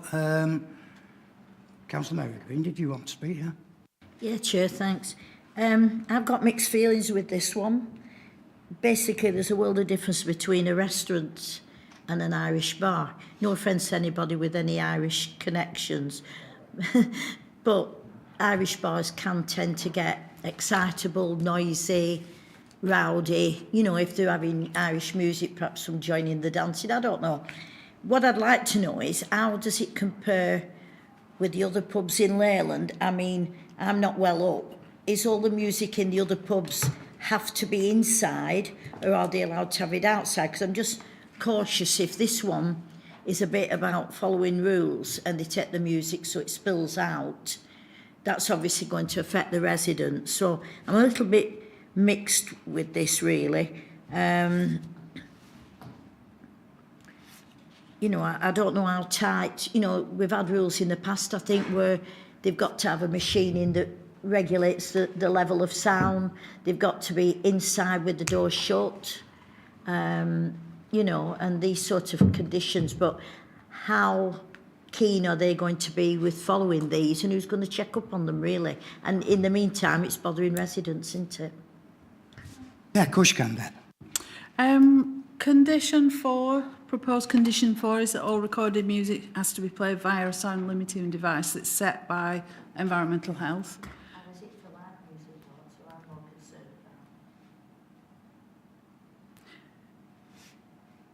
We can change, at your request, we can change that to recorded or live music.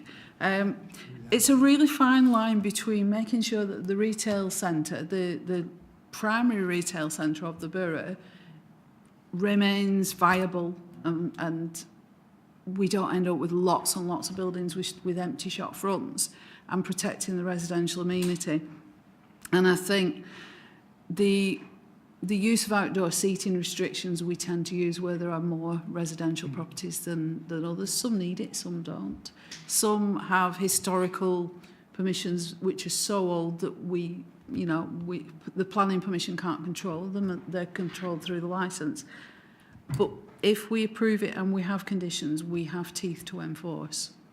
If it carries on unlawful, or if we refuse it, and they have 6 months to appeal that decision, we have no reasonable grounds to enforce against. So that it sometimes is better to approve with control than not approve and sit on your hands until we have an inspectorate decision. Set up a sort of a time, a restricted, say it like give it 3 months or 4 months to see how they go on with it, and then review it at that point. Is that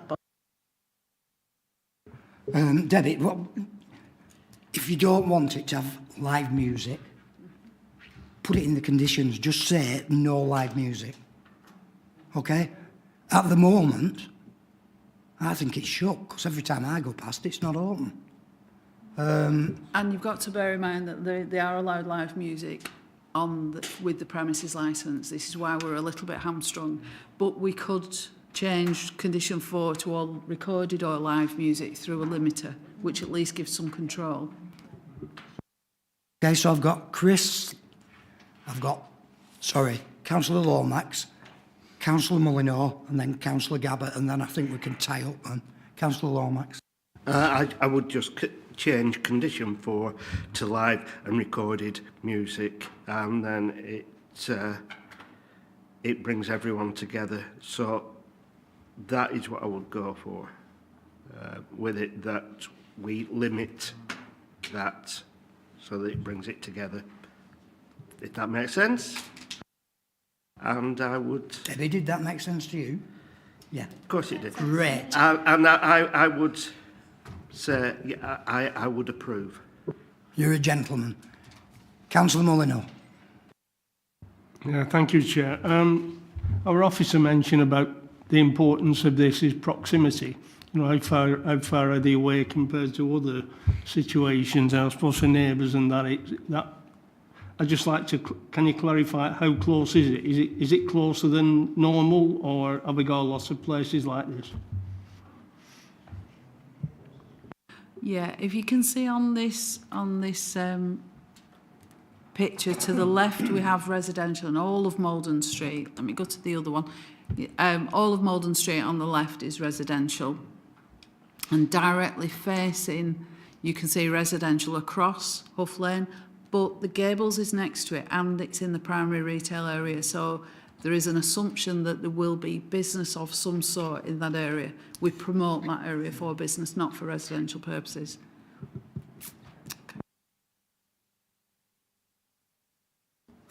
Councillor Gabbard, the switching lights off. Come on, Councillor Gabbard. No, I do apologise. No, it's been a long one. But it's just a point of clarification because I've not had it before come up on planning committee. But Debbie, yourself, you've been mentioned a few times about the licensing has already granted a licence. We're here. Which takes precedence? What issues do we have as a council if we vote for something less than the licence? Does that open us up to any appeal decisions that will cost the council money and things like that? I've not had this before. No, it's very straightforward. Of the two disciplines, the tighter is the enforceable one. So if we restrict ours more than licensing, we can enforce. Vice versa with licensing, if they tighten up on their hours. Licensing is slightly different in that a cafe restaurant to them is the same as a drinking establishment, and they've granted permission on the basis of it being any of those. Planning is very different in that the two are separated. It just means that the enforcement team for licensing, the enforcement team for planning don't have to tie themselves in knots around each other. It makes enforcement easier if they align. Don't have to, it just makes it easier for everybody. Thank you, Chair. Okay, thanks, Debbie. Do I have any other proposals apart from approval with conditions this evening? Okay. Well, nobody seconded Councillor Lomax's proposed amendment. He no second. I'm sorry, we've had we had proposal for approval by Councillor Smith, seconded by Councillor Stringfellow. Councillor Lomax just chipped in. It's a condition for, but nobody seconded Councillor. Oh, have we got a seconder for Councillor Lomax's? Councillor Smith. Yes, Chair. I mean, I would approve it with the extra condition. Okay. Or second it with the extra condition, whichever it might be. Yeah. Thank you. Okay, thanks, Councillor Smith. Have we any other proposals? No. No.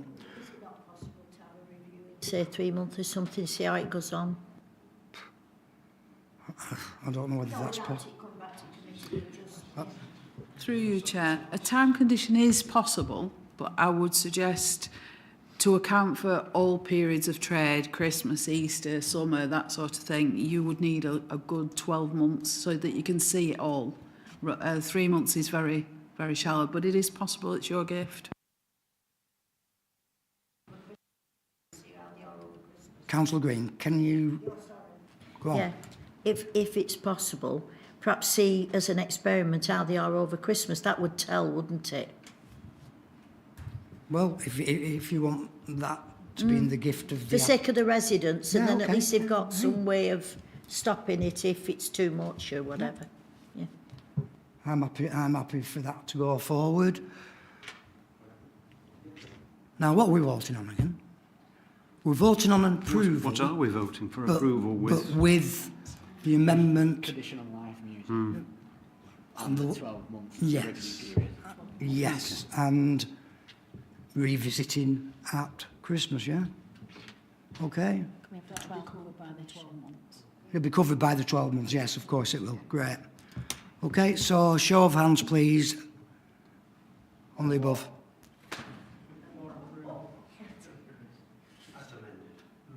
As amended. Can we have a show of hands, please?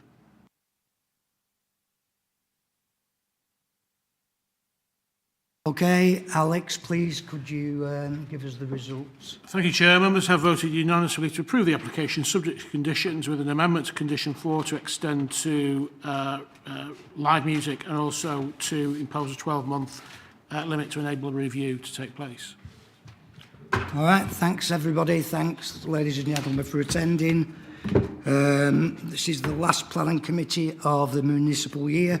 And the next meeting of the planning committee is scheduled for Thursday, the 29th of May, back in the usual surroundings.